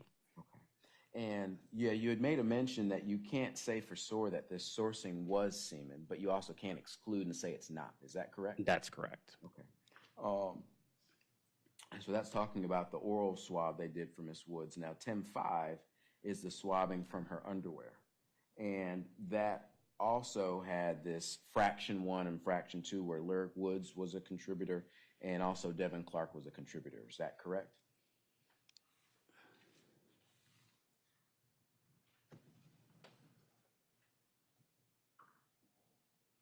So for 10-5, Lyric Woods, the known donor of sample item 10-1, was assumed as being contributor 1 of this profile. Okay. And then for the fraction 2 of that same item, which was from the swabbing from the underpants, was that the DNA results supported the inclusionary hypothesis, which was the evidence originating from Lyric Woods and Devin Clark. So the DNA results supported that explanation of the evidence. Now, similar to item 10.4, could that contribution be due to the presence of semen? I really can't say because I didn't do any body fluid testing. So in item 10.4, you said that could be the presence of semen, but that is not possible in item 5, I guess is what I'm asking. So when you perform a differential extraction, the goal is to isolate these things. Remember, we're doing a manual separation of one sample into 2 samples. Mm-hmm. In any of those instances, while I'm performing the separation, there could be a bit of carryover. So you can think of separating the differential extraction sort of like when you have an egg white breakfast versus what you're going to do with your yolk. So you're separating the egg white from the egg yolk. And sometimes you get a little bit of yolk in the white or maybe some white in the yolk. The same can happen with DNA results. And so it can be that the goal is intended where we get the cells from the body versus the cell from from semen or sperm. But there could be some overlap of the 2. Okay. Thank you. And so I guess your answer to this question is that you can't be sure. I can't, not without body fluid testing. And in this instance, when you were testing the underpants or what you were given, the swab from the underpants, you would need, I guess, a further investigation or something further to determine what the bodily fluid was? Yes. And that's not your department. Your department is just to test it, not to recover it and or set it aside to make that decision. Is that right? So in the process of the differential extraction, there is a glass slide that is prepared from the sample so that if in the future serology examination becomes needed, it could be requested. So there is a slide that exists for the fraction 2 items from the kit that could be examined to see if sperm is present or not. Thank you. Now, item 10.6 also had 2 contributors. Is that right? That is correct. And that was both Lyric Woods and Devin Clark? The DNA results support the inclusionary hypothesis that the evidence originated from Lyric Woods, item 10-1, and Devin Clark. So remember, the DNA results support an explanation of the evidence. Okay. And this would have been the external genitalia for Miss Woods, is that right? Yes, that is correct. And in this instance, this would also have a separate slide where you could do a test to see if this was related to a specific bodily fluid like semen. Is that correct? In this particular instance, no slide was generated for this particular item. So this one was not separated into fraction 1 and fraction 2. Okay. And is there a reason why items are separated into fraction 1 and fraction 2? Yes, so there is a process for the extractions that I perform where I'm looking at specific information about what we call the male to female ratio. And in the first extraction, a very minute, small sample is taken and an extraction is performed. If you can get information from that sample, you can take that sample forward and produce a DNA profile from it. Now, there are certain instances when what we call the male to female ratio is too great, so I would have to perform a differential extraction, and you can think of this like a needle in a haystack. You know that the male DNA is there, but it's caught up in the haystack of the DNA from the victim or the individual's body that the sample came from. So you can see that, you can detect it's there, but you won't see it in the profile. So in order to see your DNA results better, you can perform a differential extraction. So in this instance, it wasn't a needle in a haystack. It was apparent that there were 2 contributors. Correct. Okay. And is that based on just the amount of DNA that's present? Yes, it is.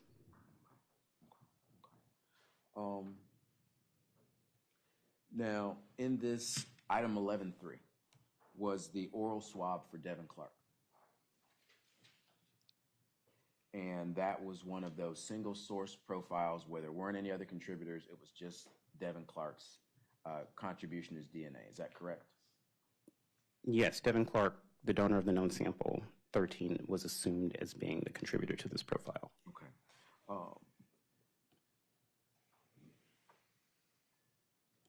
But when we go to 11.4, that would be the underpants for Devin Clark. We got something different. We got a multiple contribution again. Yes, there was a mixture of 2 that I established. Now, in this one, did you have to fraction it out, or was it apparent as once you tested it that there were 2 contributors? So this one, the differential extraction was performed, so there was a fraction 1 sample and a fraction 2 sample.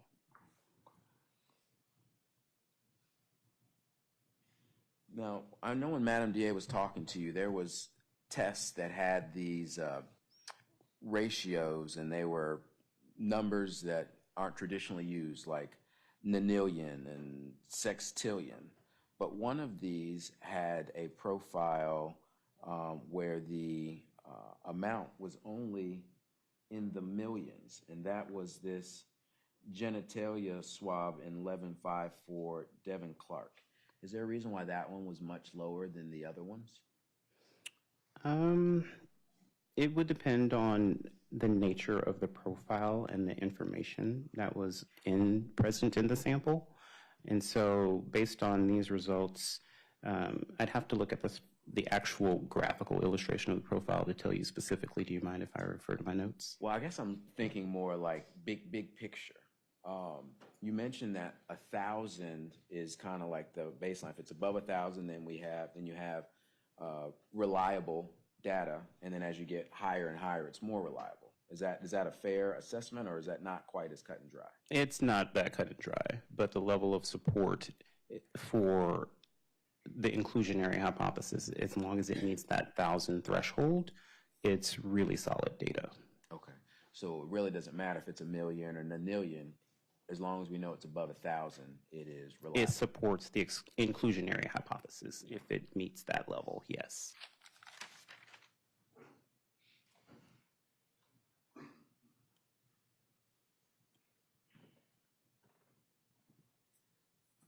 One moment, Judge.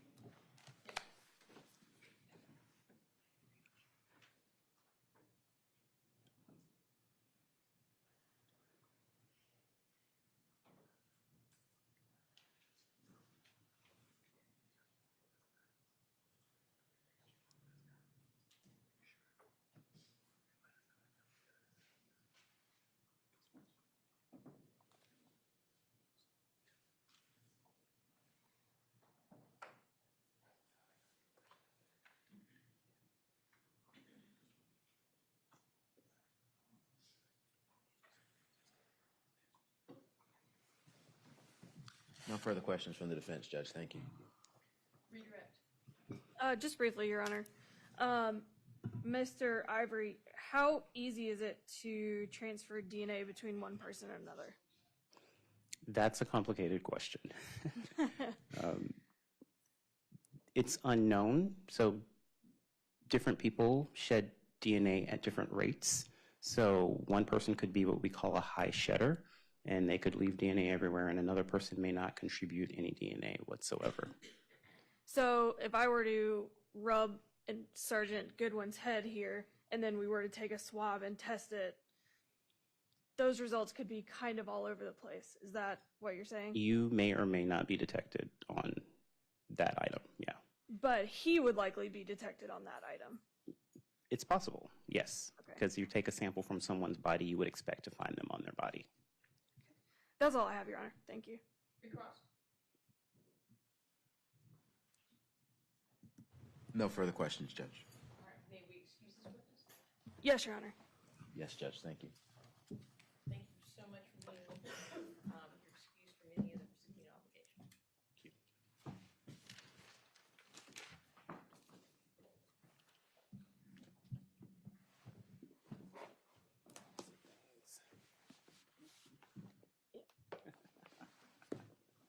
Well, I think I have some. Do you need some help? Yes, let me keep those. Thank you.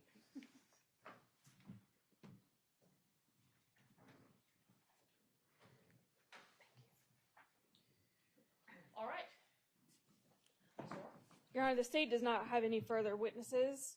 I would ask, given the way that images were previously published to the jury and the small detail on some of those images, if, with the court's permission, I could republish by passing States Exhibits 2 through 32, which were the crime scene photos introduced through Investigator Baldwin, as well as States Exhibits 47 through 55, the photos from the GMC terrain search, also introduced by Investigator Baldwin, and then the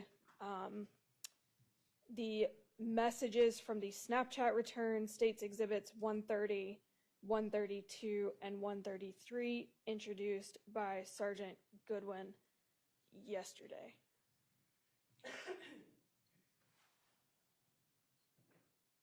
All right, Snapchat was never published, I don't believe. No. What says the defense?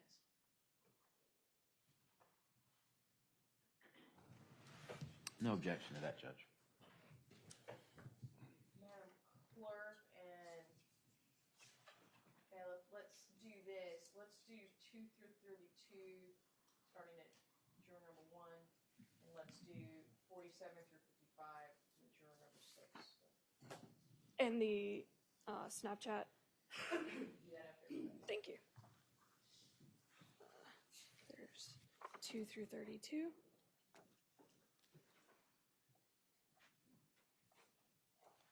And 47 through 55. Ladies and gentlemen, please remember my instructions earlier when we hand evidence to you. Each of you examine them carefully, thoroughly, take the time that you need. But do that individually without comment to anybody else. When you're done looking at, say, a photo, please hand that to the next juror. Same rules apply. All right?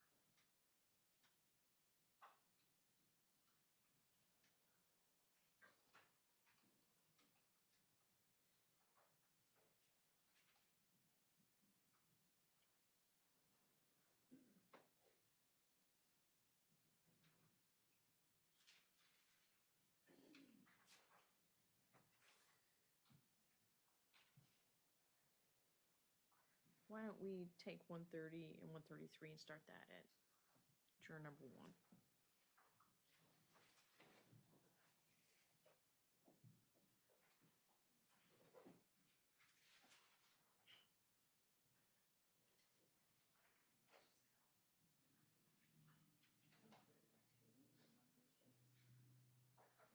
One thirty through 133, is that?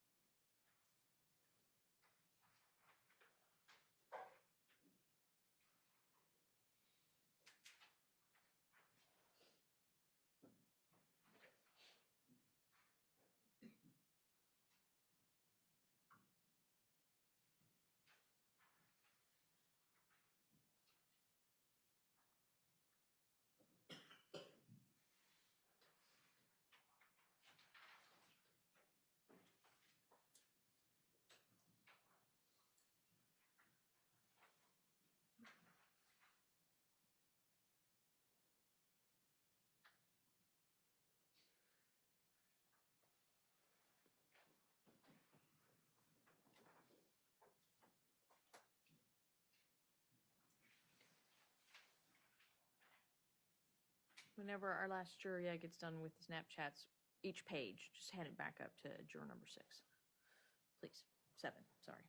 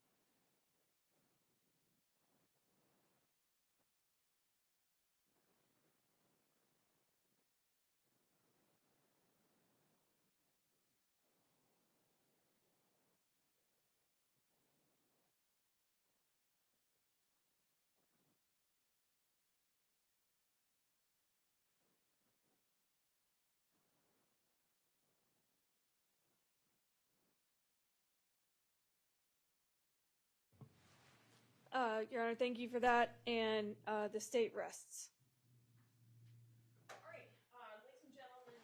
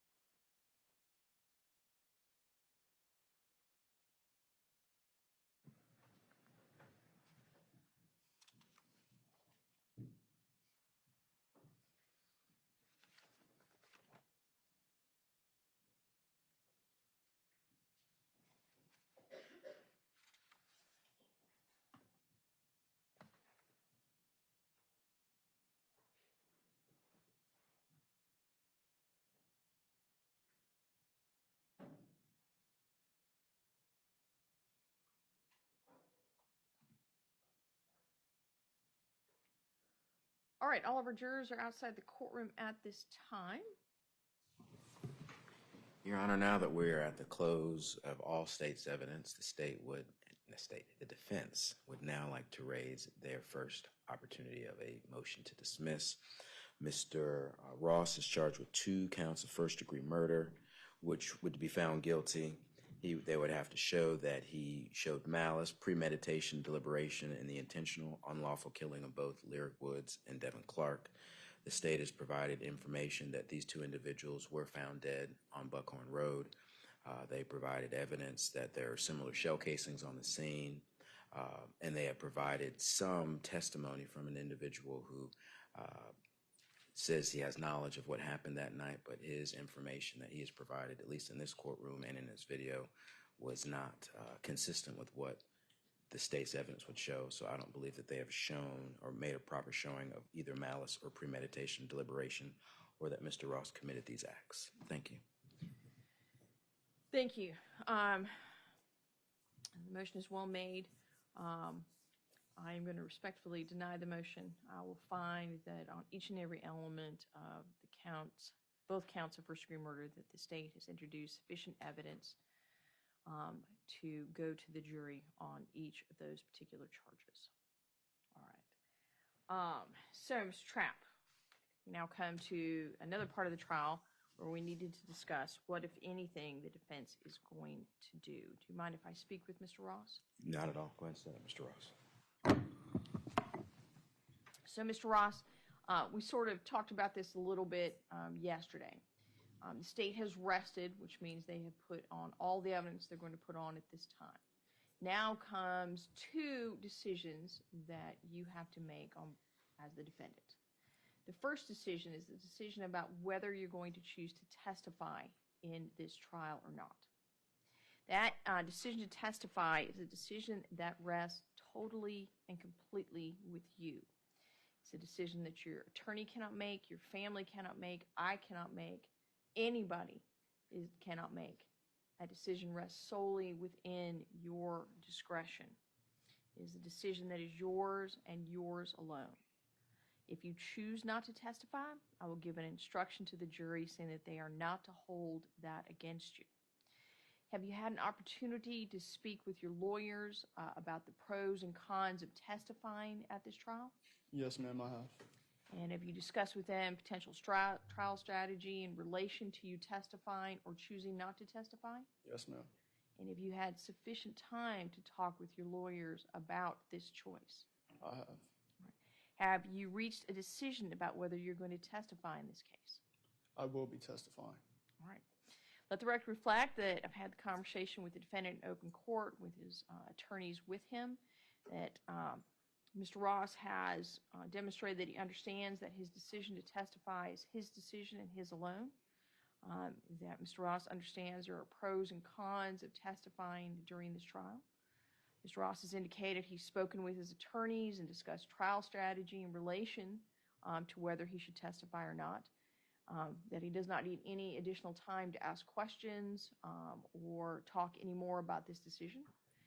That Mr. Ross has decided based on all of that and the information he's received, him being in present in court during the trial to this point, that he is going to choose to testify. Does that sound about right, Mr. Ross? Yes, ma'am. All right. As to the presentation of any other evidence, Mr. Trapp, have you and your client discussed whether you wish to present any other evidence other than his testimony?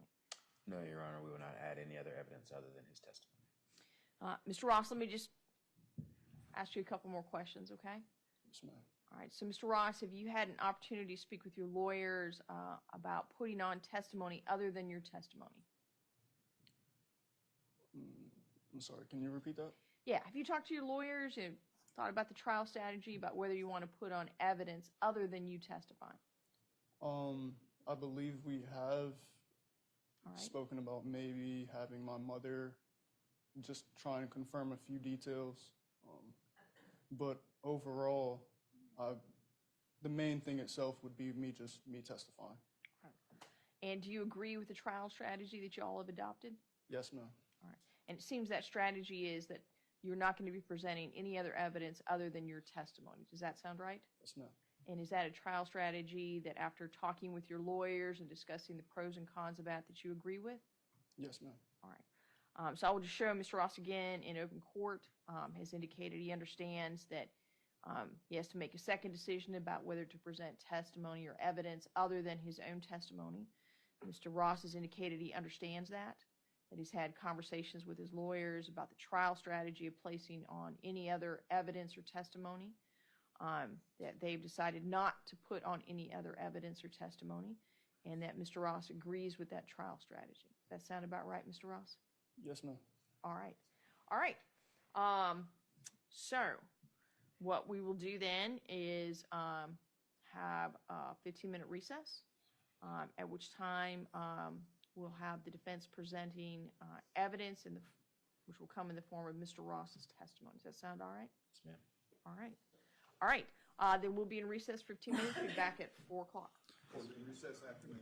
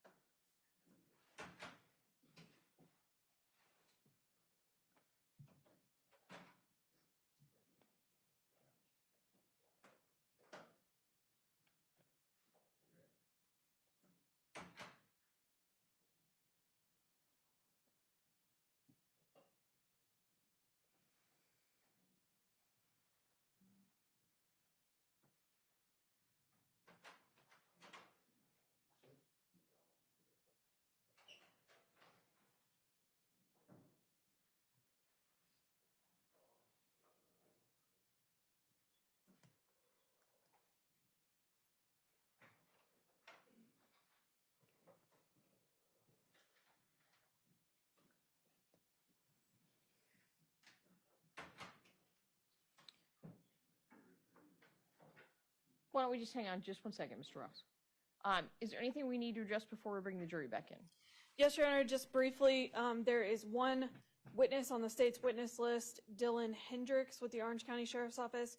He's the lieutenant over the Criminal Investigations Division, and I would ask for him to be released from his subpoena at this time. Do not anticipate needing to call him for rebuttal based on how things have gone. Any objection? No objection, Judge. All right, we'll release him from his subpoena obligations. Thank you, and may he be released from his sequestration order as well. Yes. Thank you. I used to put on the record we had one quick bench conference, and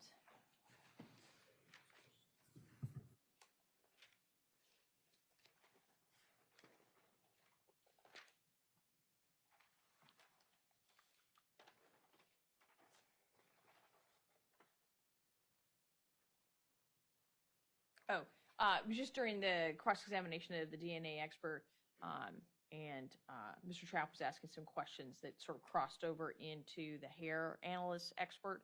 And once we talked about it, I think, Mr. Trapp, you just withdrew your question. That's correct. That was in reference to I think the bland hair. That was her topic, not Mr. Gentleman Ivory's There we hair are. expertise. All right. Is there anything else we need to address? No, Your Honor. Nothing from the defense. Thank you, Judge. All right. Let's go ahead and have Mr. Ross come up to the stand, please.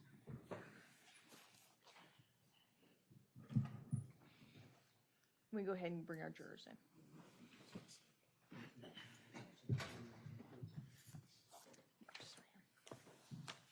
We'll get you sworn in when they get all seated, okay?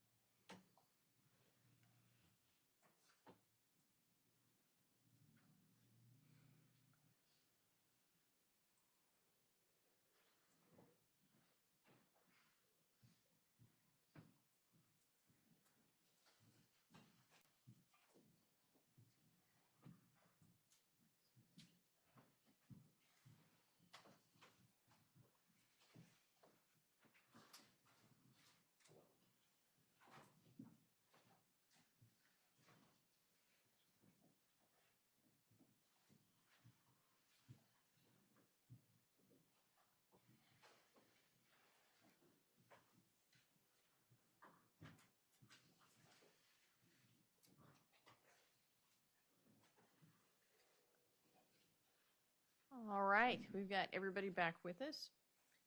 Mr. Trapp, will the defense be presenting evidence? Yes, Your Honor. At this time, the defense calls Mr. Issiah Ross to the witness stand. All right, Mr. Ross, if you'll stand up, we'll get you sworn in. Left hand on the Bible and raise your right. Do you solemnly swear the testimony you're about to give this court and jury be the truth, the whole truth, and nothing but the truth to help you God? All right, Mr. Ross, remember to stay close to that mic so everybody can hear you, okay?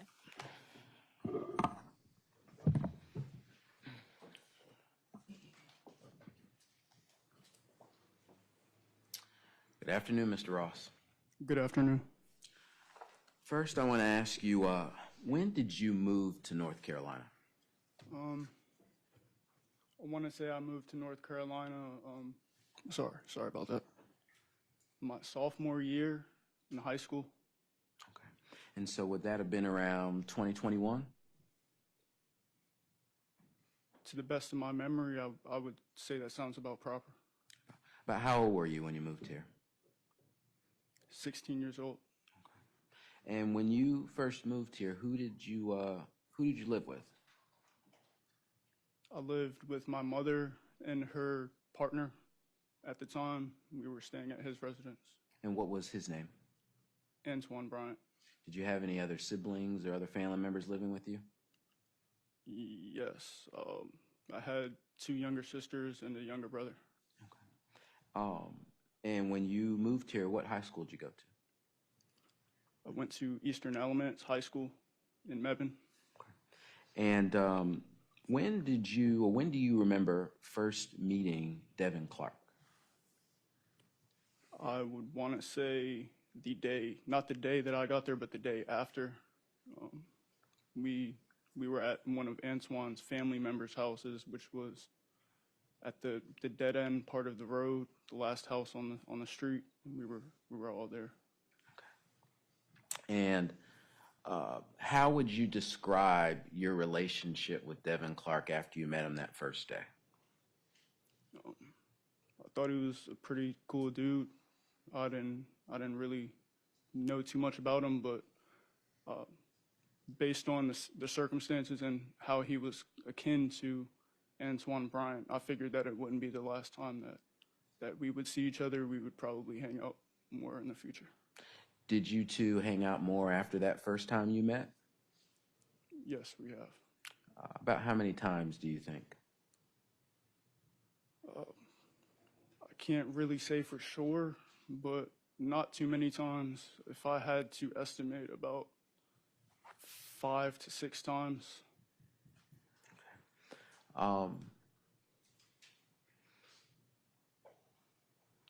When you were at these, whenever you hung out with Mr. Clark, was it normal, like a family function? Not typically. I know the first time that we had met, which was at his family member's house down the road, that was more like a family function, but besides that, no, it wasn't. Okay. And whenever you went out, would you kind of go out with his friends? He would kind of say, hey, let's go do this, and you go out with people he knew? Yes, we had a mutual friend. It was Antoine's, I believe, his younger cousin, who was staying with I believe it was his sister. His younger cousin also went to school with us, and he was like the mutual friend, like the mediator between. If I would hang out with him, Devin would most likely be there. And Christian Sykes, when did you meet him? We met each other, can't exactly tell you when, but I know we met each other when I was at his cousin's house. Okay. And what was his cousin's name, or who was it that you, I guess, initially started hanging out with? His name was Thomas Blackwell. And it was mentioned earlier that you would hang out with Thomas for a while, but then you and Thomas had a falling out. Do you recall what happened there? Yeah. We had just certain things had happened that I didn't necessarily agree with, and I stopped texting him, contacting him, and we never really spoke after that. Now, after after you stopped hanging out with Thomas Blackwell, did you remain in contact with Mr. Sykes? I did, yes. Okay. And describe your relationship with Mr. Sykes. What was it like? It was pretty basic. I know he was usually around to give me a ride if I needed a ride. You know, sometimes I would be at work, wouldn't have a ride back from work, and kind of like he would step in and do that. I'll try to give him a few dollars to fill up for the inconvenience. And besides that, that would pretty much summarize it. Okay. So you mentioned that you were working at the time in 2022. Where were you working? I was working at, I had 2 jobs. I was working at Bojangles across from Love's Truck Stop in Mebane, and my second job was Lowe's Foods in Mebane. Okay. And you were saying that sometimes you would contact Mr. Sykes and ask him for a ride from work. Did you have a car yourself? I did not. Okay. Did you have a driver's license? I did not. But in your household, someone in your household did have a car. Who had a car at the time? That would be my mother. Okay. And what type of car did she have? She had a GMC truck, like an SUV. What color was it? It was white. Another person that we had a chance to listen to was Antoine Bryant. I think you said he was your mom's boyfriend at some time. What was his relationship like with you? Well, we were pretty cool, you know. Didn't really say much more than I had to him, but at the end of the day, it was pretty cordial. I know if I needed something, he was there, and that's about it. So you would say he would look out for you? Yes. And what about, did you have a relationship or know who Lyric Woods was? I did not. Had you ever talked to her before in person? I did not. What about on social media? Had you ever communicated with her in that space? I haven't.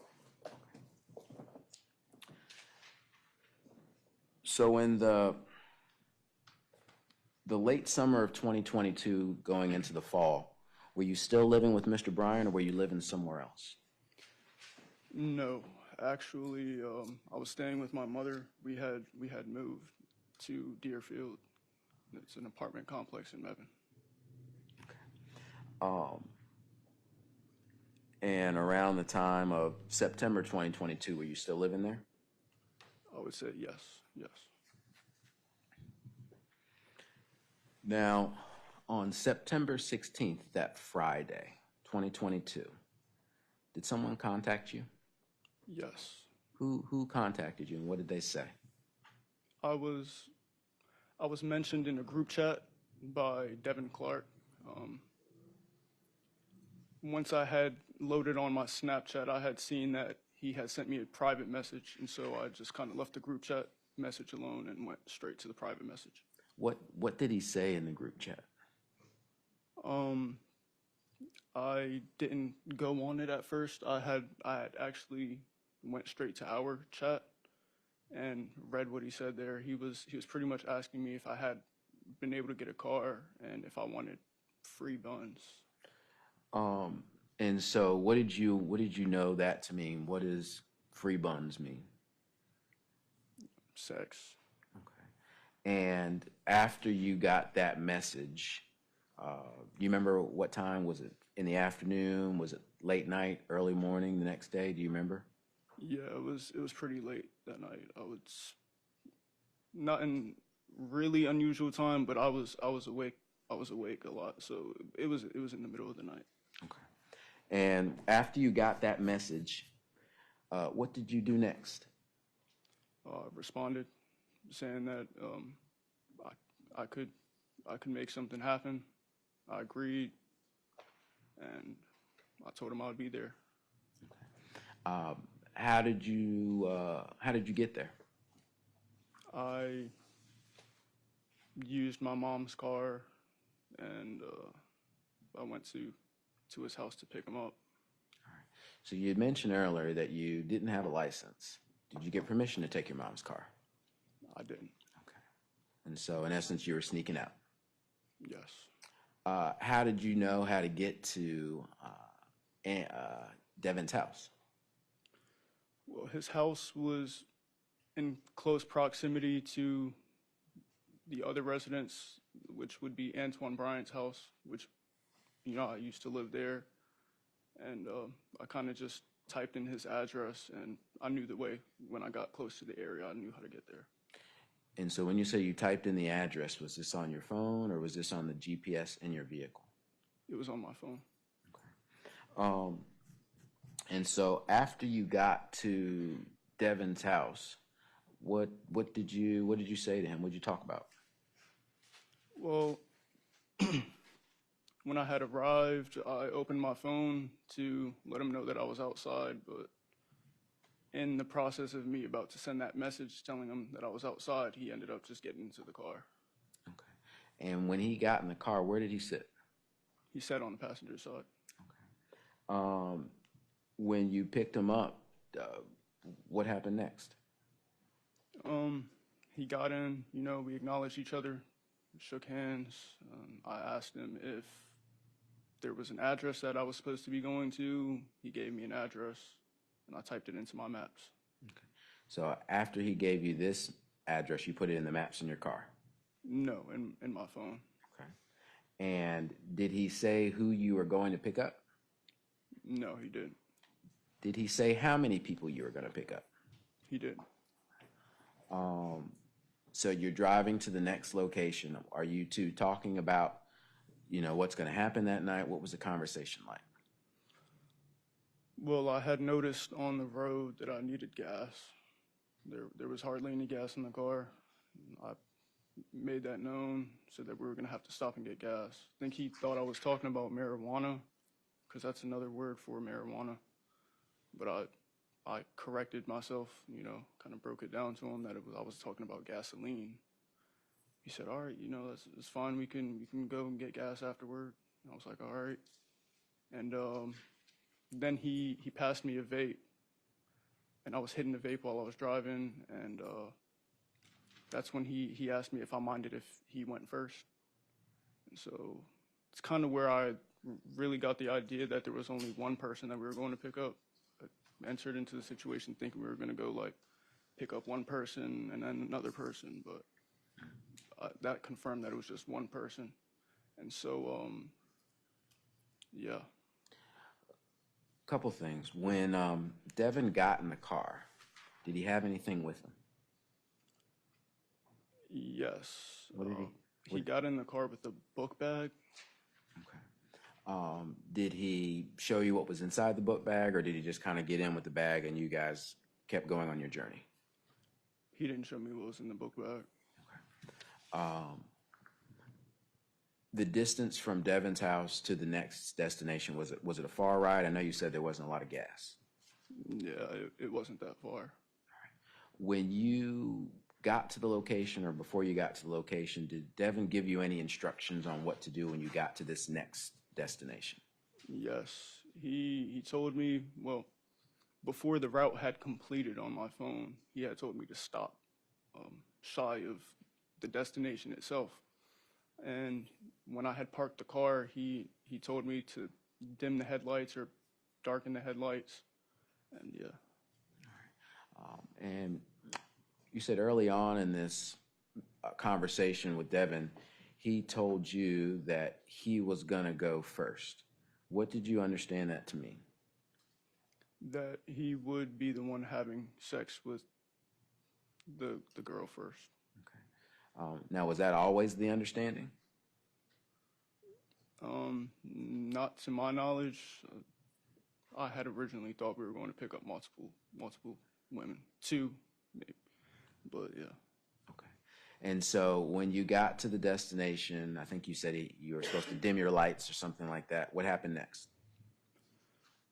I had difficulty doing that. I wasn't really familiar with the system of the car itself, and so I'm trying to dim the lights, and I'm just having trouble doing it. It kind of looked like the lights were just flicking on and off. Did someone eventually come to the car? Yes. In the process, the door opened behind me, and that's when who now I know is Lyric Woods got into the vehicle. Now, did she get in the car behind the passenger side or behind your side, the driver's side? I don't really recall because I was still fumbling with the light, not really knowing how to really work the system. And so I just know she got in the car. And when she got in the car, did you have any conversation with her? Did you exchange pleasantries? What was it like when she got in? I know her and Devin acknowledged each other when they got in the car, but as far as me, I'm trying to get this light situated, so. Okay. So you mentioned that you weren't really familiar with the lights, but driving-wise, was it still kind of a new experience for you driving this car? Yes, it was. Okay. So what happens after Lyric gets in the car? I know her and Devin acknowledge each other, and after I get the lights back on, which I didn't have to dim them anymore because she was already in the car, I asked him if there was another location we were going to. I had my maps pulled up, and he just said he'd instruct me on where to go. And so at this point, where do you end up going after you leave this house where Lyric lives? To the location of the incident, which was a side road. It seemed like off of Buckhorn, a rocky type of road. Had you ever been to this location before? I haven't. And did Devin give you any idea of where you're going at all? No, he just told me to turn here or go this way. Once you got to this rocky road as you described it, what happened next? I had asked him if I could use his vape while I waited, and he gave it to me, and we both got out of the car. Kind of went not too far away from the car, but just enough to like give them some privacy. So, Your Honor, at this time, I would ask if I could have the witness step down in order to draw a diagram for the jury. Yes.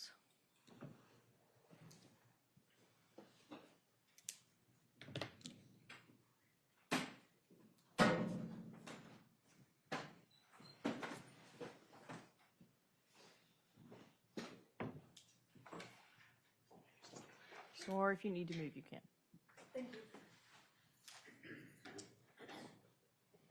Now, Mr. Ross, since we're not by the microphone, make sure you keep your voice up.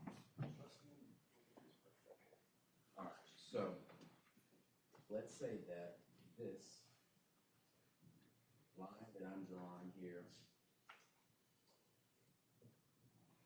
is Buckhorn. Let's say that we have Yarborough down here on the left.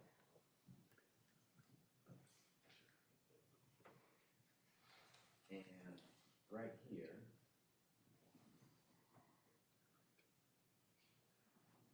is the service road that you eventually turned off on. Could you identify for the jury here, where did you park your car?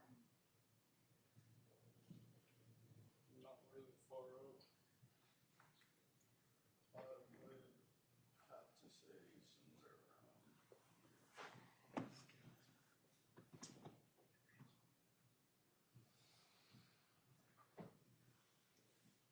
So this is the vehicle. Yes, ma'am. You're gonna use this as an exhibit, and we need to have Mr. Ross be the one who's drawn. He did, okay, I was just making it a square, so it's a car. You wanna ask him to draw it as a square, please ask him to draw it as a square. There we go. All right, Mr. Ross, can you erase this square and draw a square with the car? Okay.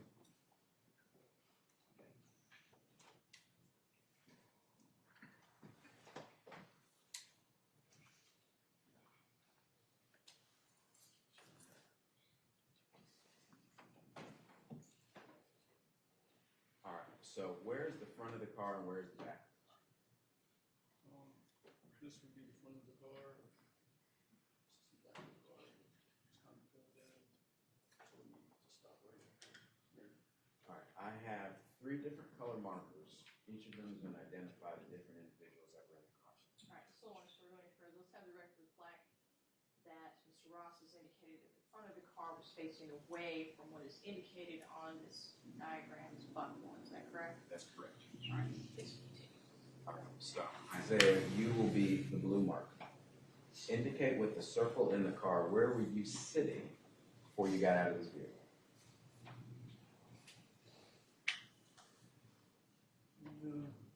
Driver's side. And then we will indicate with this green marker, Devin, where was he sitting inside this vehicle? Sorry.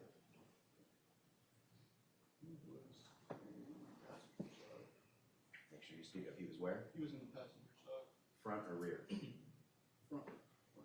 When you're right. Yes. Back. And then we'll indicate Lyric with this purple marker. Where was she sitting? She was in the back seat. I know when she got in, I didn't really look back because I was messing with the headlights, trying to get them off at first and then on. But I know she was in the back seat somewhere. When you arrived, you still have the blue marker. You mentioned that you got out of the vehicle and kind of gave it some space. Did you walk toward the front of the vehicle or to the rear of the vehicle? Where did you go? Mark it by circle. So I'd say somewhere around here. And when you got out of the vehicle, what did Devin do? He also got out of the vehicle, and based on reasoning, I would say he entered into the back door. Right? Did you hear the door open and close? I did. And so Devin is green. So Devin went from the front seat to the back seat. Can you identify that by putting him in the back seat?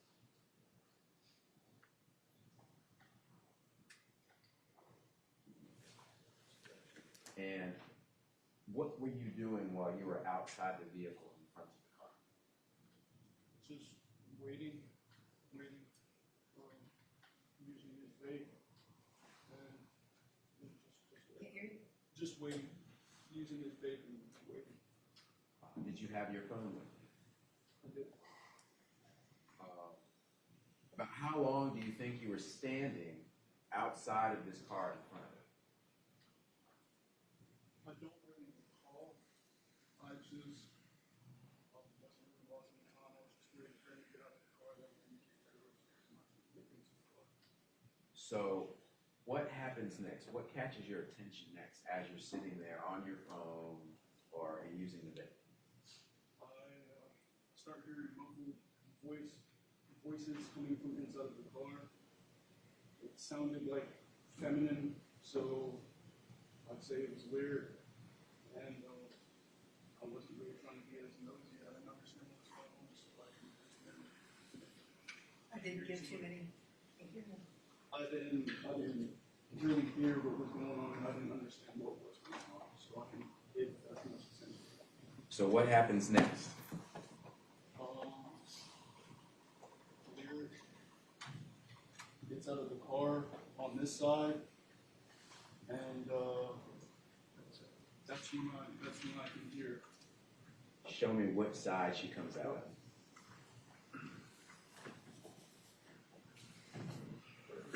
All right, so she gets out on the driver's side passenger door. And when she gets out, does she get out by herself, or does Devin get out in front? He gets up behind her. Also on the passenger driver's side.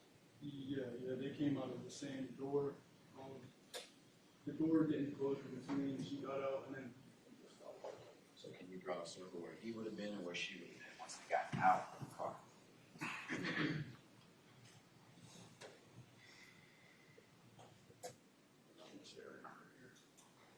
When they got out of the vehicle on this driver's side passenger area, what was happening? What did you hear? What did you notice as you're standing?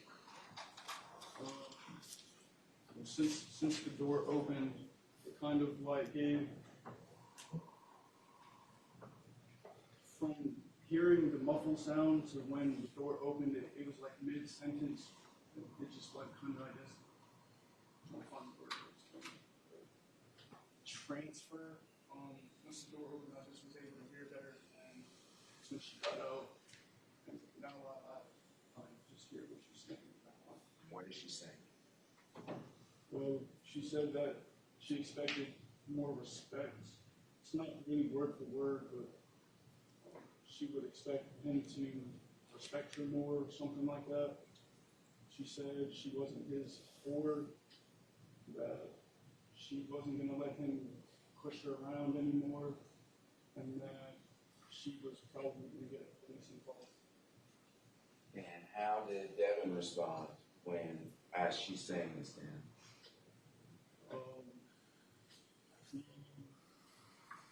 He said something. I don't really remember what he said because he was moving while he said it, and his back was turning, so He walks around here. He walks around and goes into the passenger side of the door, and I can see him retrieving something from the vehicle.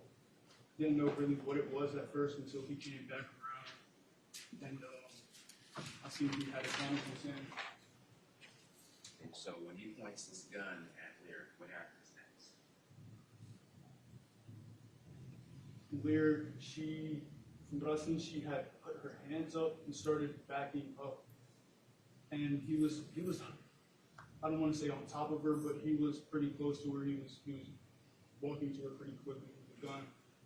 And it looked like she wanted to kind of come around here to take cover, I would say, behind the car.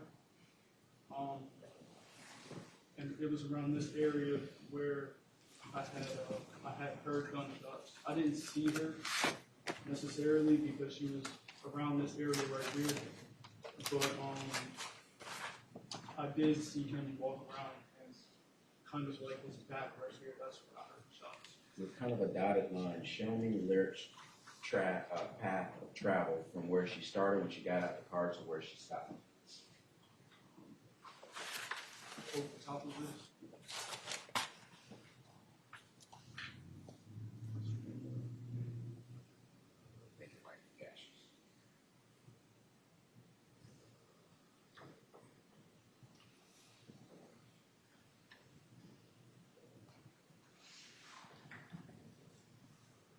On the green too.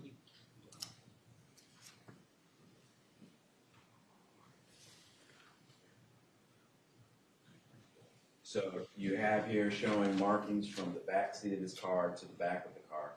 Did she eventually go past the front of the car?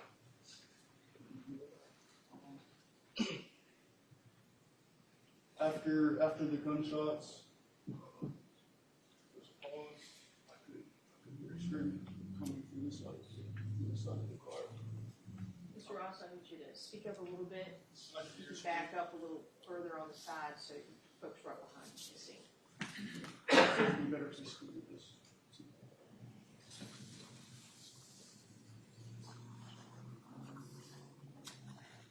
So I heard the gunshots around this area, and following a pause, I can hear her screaming, and I don't see her run back down towards where Buckhorn is. So based on the sound and what I was hearing, it sounded like she was coming up this side of the vehicle.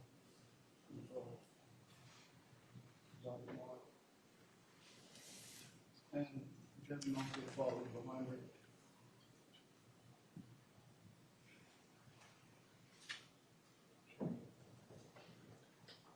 Because at this point they had re-emerged. When I had originally seen him walking to her with the gun pointed at her, kind of, I was saying stuff to him, really just trying to figure out what the heck was going on. And so I moved up a little bit.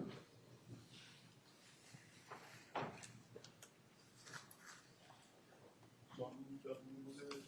That was when, I would say around here, I heard gunshots. I hadn't taken that many steps. And the gunshots, they actually startled me. And I back up. And they came around here. She's running. And she's screaming. And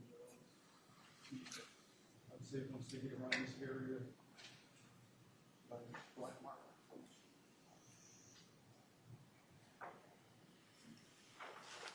So what are you going to show us here when they get to this area?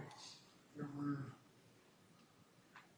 4 gunshots somewhere around here. And so what are you doing as you are watching this happen in front of you? I just couldn't do anything. I was just stuck, honestly. So you say you're stuck, were you afraid? Thanks. Describe for me how you're feeling, Mr. Ross. I was shocked. I didn't, honestly, didn't want to believe that what was happening was happening. So I didn't know what to do. So you drew a circle where you said there were more shots that were fired. So does that mean that's where Devin and Lyric were at that time? Yeah, around this area right here. Can you draw a circle for where they would be at that location? The one for the record indicated that the original circle is on the front passenger side of the escort. Yes, the front passenger side, which is green, is Devin, and the purple circle would be Lyric. So where would this now green circle and purple circle be, which identifies these two individuals?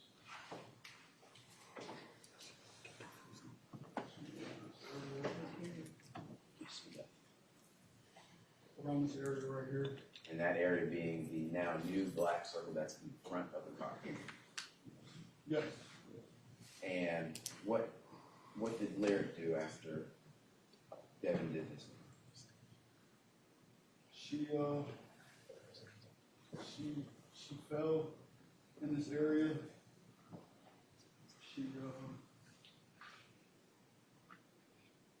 was kind of just rolling around on the ground,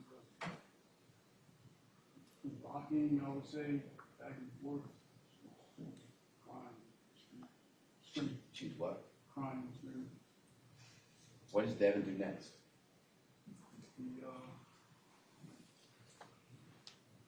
He comes over towards me.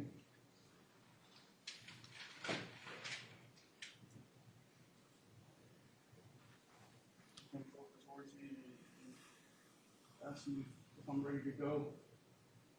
And he asked if I could be quiet about the situation. Pretty much, I'm just like, heck no. Like, this is your crap. You did this, you're going to do it. I'm not going to happen. So I told him that I was thinking he was going to do it. So what happens next? He told me that I knew what time it was then. And after he made that statement, what did he do? Pointed the gun at me. And when you say he pointed it at you, how close was he to you? Not really far. He was kind of like where that square is. In relation between me and you, was he closer than I am to you in between this dry erase board, or was he further away? A little bit closer. And so, Devin, is he taller than you or shorter than you? He's taller. And so he was pointing this gun, was it pointed at your head, at your chest? What do you remember? I just remember looking down the barrel.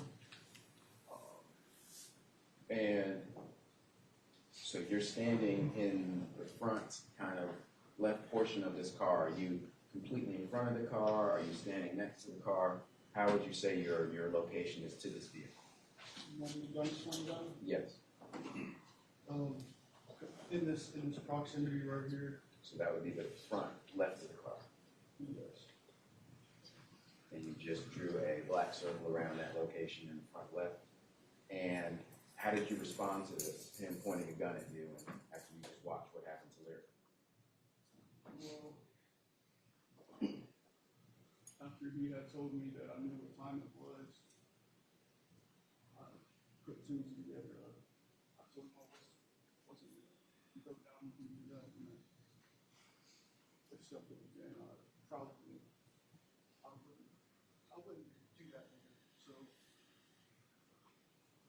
I went for the gun. I was able to get my hand around it.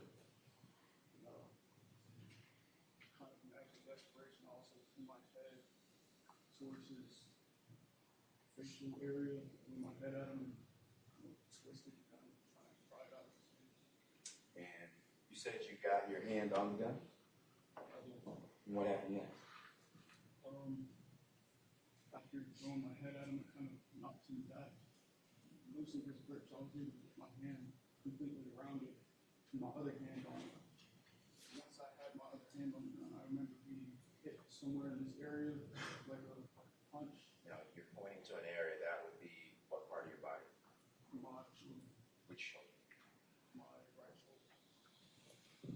so what happens next? And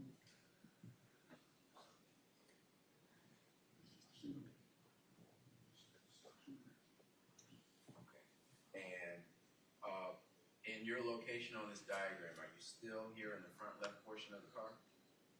Yes, I would say somewhere around in that area. And you say you start firing. Does what? One time, two times? Do you remember how many times you shot? I don't. I just pointed and squeezed. And what did Devin do? He started moving towards this area, and he fell somewhere around.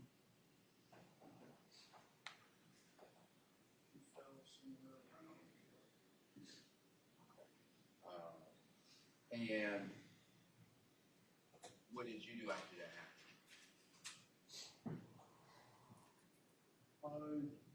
I just lost it. It's all over the place. I just panicked button. Honestly, couldn't really.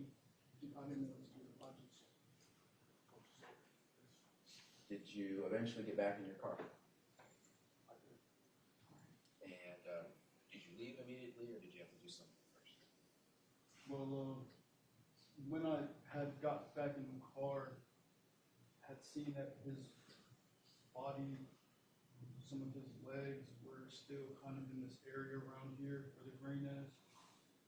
And I didn't want to pull out with the chance of me possibly running him over or something like that. So what did you do? So I got out and tried to get his body out of the way of the road. And he was face down, so it wasn't really helping. So I ended up taking my jacket off. I had a camouflage jacket on. I took that off. And then took off my quarter zip. I had a black quarter zip under that. Kind of threw it on him and used that to flip his body over so that I could just pull him a little bit more up. A little louder, Ms. Russell, is all I'm saying. Completely out of the way of the road around this area right here. And you can go back up on the stand, and I'm just going to leave this over here so that I can. Mark next, next exhibit number 1. Mr. Chaffer, are y'all moving that into evidence? Yes. I asked to introduce this picture that was drawn by Mr. Ross into evidence as Defense Exhibit 1. Any objection? No objection, Your Honor. All right, defense 1 will be admitted. So, Mr. Ross. Oh, yes.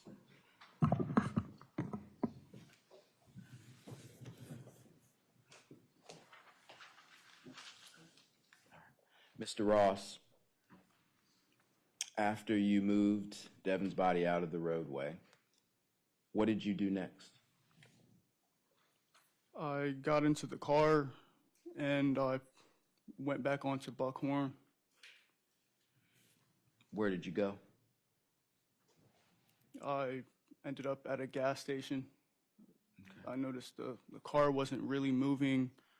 I knew it was on empty, but at the time I had practically forgot, and I don't want to say disengage the safety brake that was on. It's kind of a thing that you step on. And so the car was moving kind of slow, and that caught my attention. I looked and saw that the car was still on empty, and I thought that was the car about to just give up on gas and leave me on the side of the road. Now, in between your trip from this service road on Buckhorn in the gas station, what did you do? I seen Devin's bag was still in the car. I had put the gun on the passenger seat, and his phone was also in the car. And I stopped, I got out, and I just chucked him into the trees. And this was on Buckhorn? Around or at Buckhorn, yes. Okay. And so then you go to the gas station. And what happens at the gas station? I get gas. I end up hitting a concrete pole, I would say, either like, it's like a small thing that you might see in the front of a gas station or something, like one of those concrete poles or the thing lifting it up. Now, when you leave the gas station, you don't go straight home. Where do you go next? I went back to the area of the scene. I had trouble finding it, but I had left my Under Armour hoodie there. Well, not really a hoodie, it was a quarter zip, but I had left it there, and I was just going back to grab it.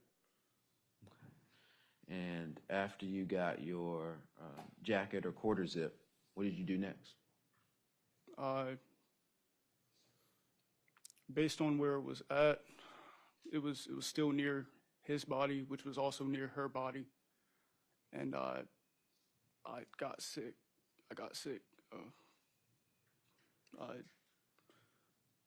After that, I went home, collected myself, tried to center myself back, and I just went home. Now, you had your phone. Why didn't you call the police?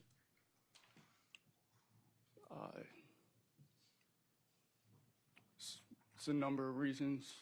Prime reason, I was just strewn out. I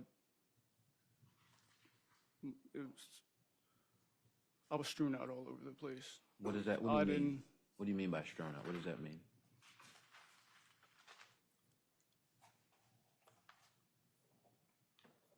It just, honestly, if I were to describe it, it just felt like my brain was literally like melting. I didn't know what to do. I was afraid.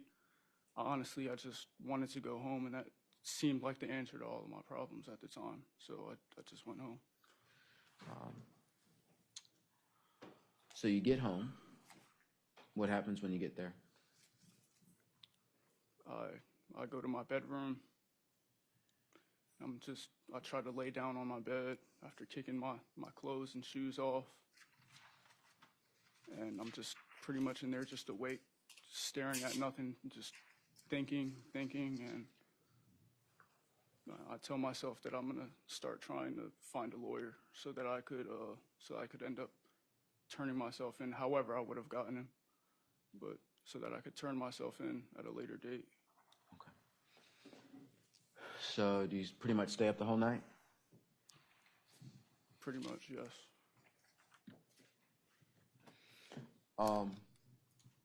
Next morning, what happens?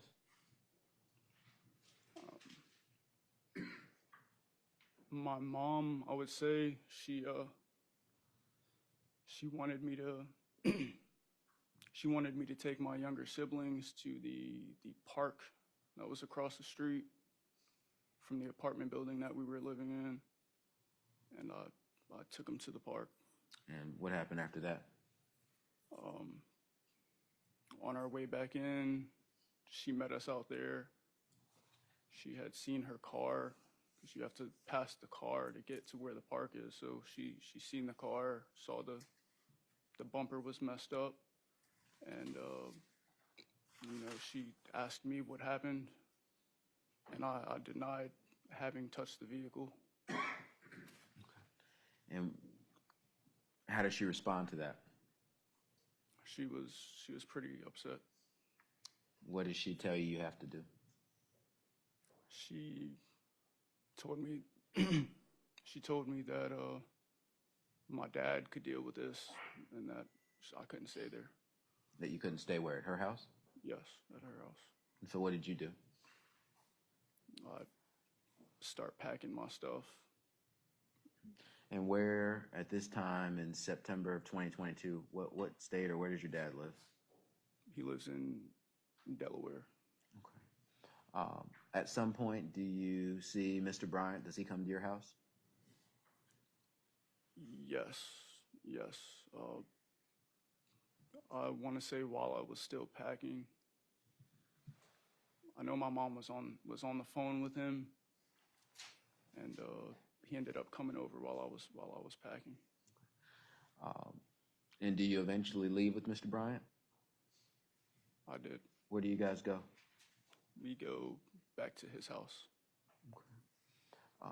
Now, on that Saturday, September 17, 2022, did you meet with Christian Sykes and smoke with him in the parking lot? I did not. When you get to Mr. Bryant's house, what happens next? Well, I'm just trying to figure out how I'm gonna get back to my dad's house. Calling a few family members, trying to see if I could secure if they had some money that I could borrow to buy a bus ticket. And that was about it. That was mainly what I was doing. I was doing all of this outside of his house, and sitting on his concrete steps outside of his side door.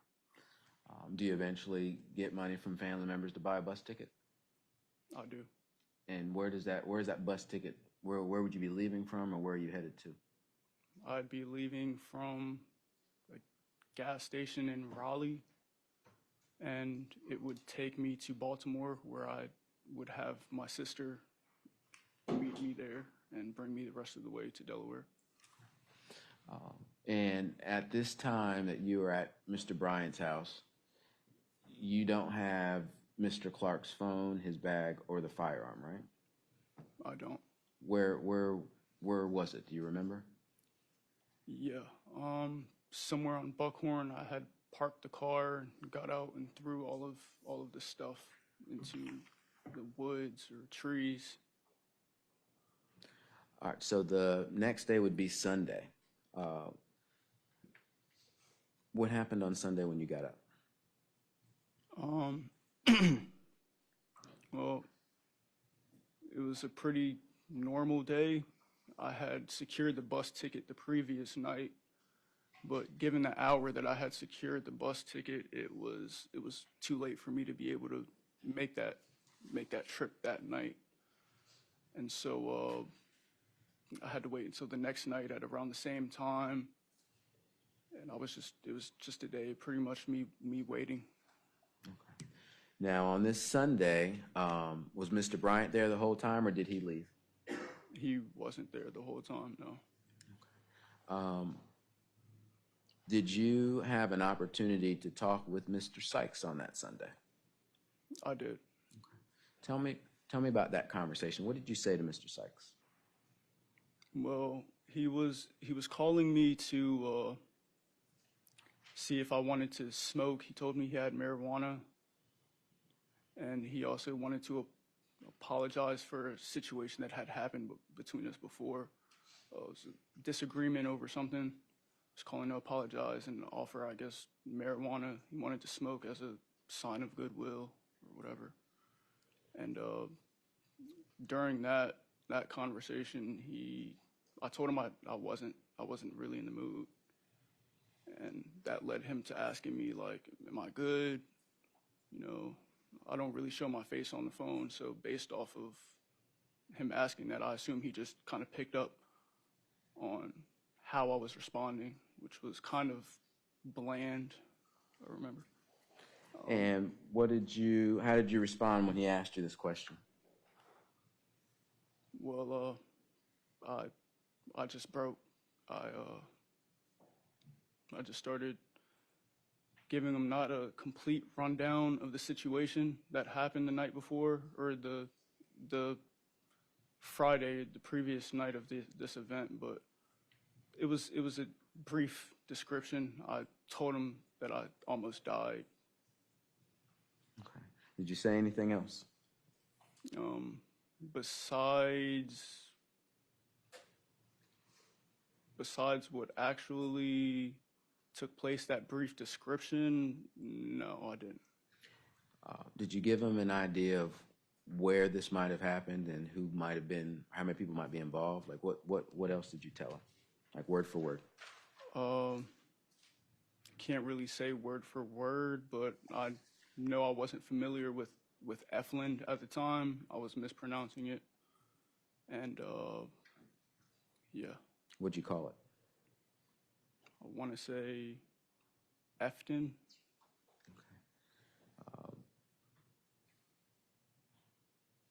Did you give any descriptions about, you said you almost died last night. Did you tell him what that meant? Yeah, I said I had almost died, and I started talking. I just started going off. I can't really say it was a brief description, but yeah. Did you ever show him a gun on this video call? I didn't. Do you remember at all what the gun looked like that Devin had pointed at you that night? What color it was, what shape, size, anything like that?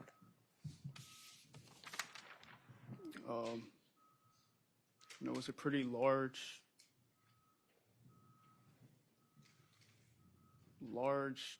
handgun.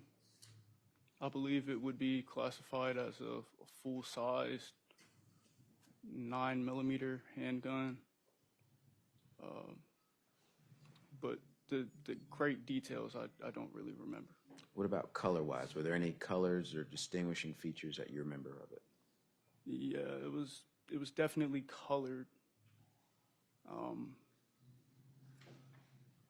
was multi-colored type. Do you remember any of the colors? White, red, black, anything? Not really. I just remember it had some different type of color to it. Okay.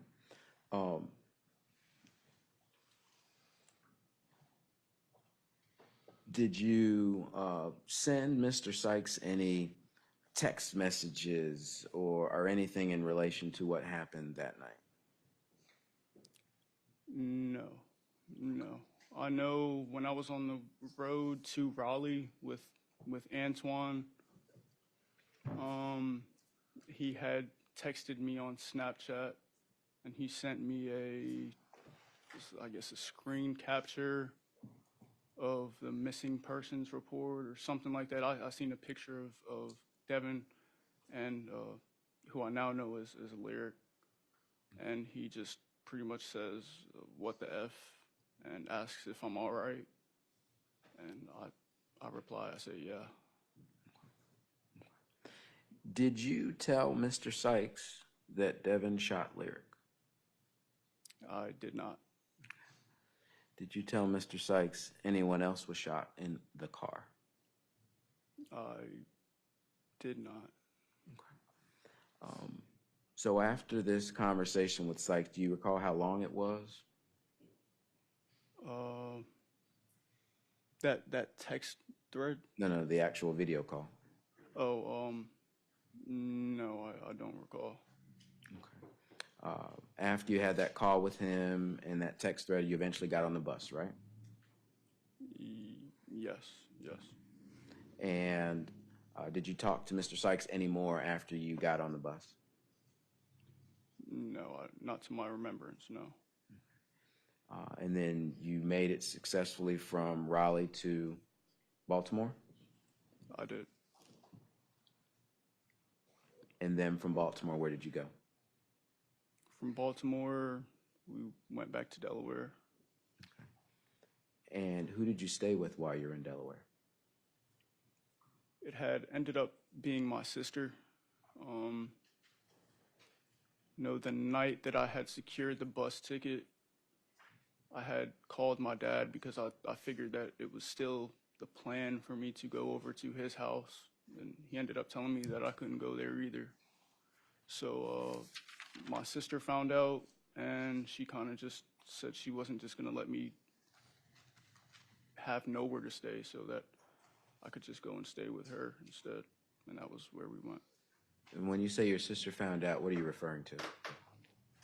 Well, I had called her back and told her that, I said, Dad said I can't stay with him. But are you referring to your mom's car? In the what are you referring to? Objection. Thank you. What did your sister find out about? She found out that she had knew before the night that I had got to Raleigh. She had knew before. She was also trying to help me get to Delaware because I had told I couldn't stay at my mom's house anymore.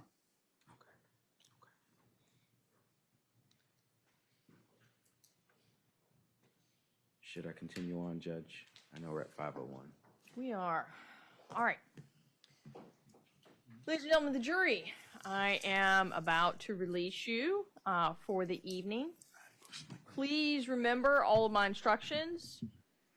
Don't talk with each other if you get together tonight over some pizza, but also do not talk to anybody else about this. That includes your family, your loved ones, friends, anybody about this. Do not allow anybody to talk to you or around you about this case. Let me know if something like that does happen. Third, no independent investigation in encyclopedias or in any other way.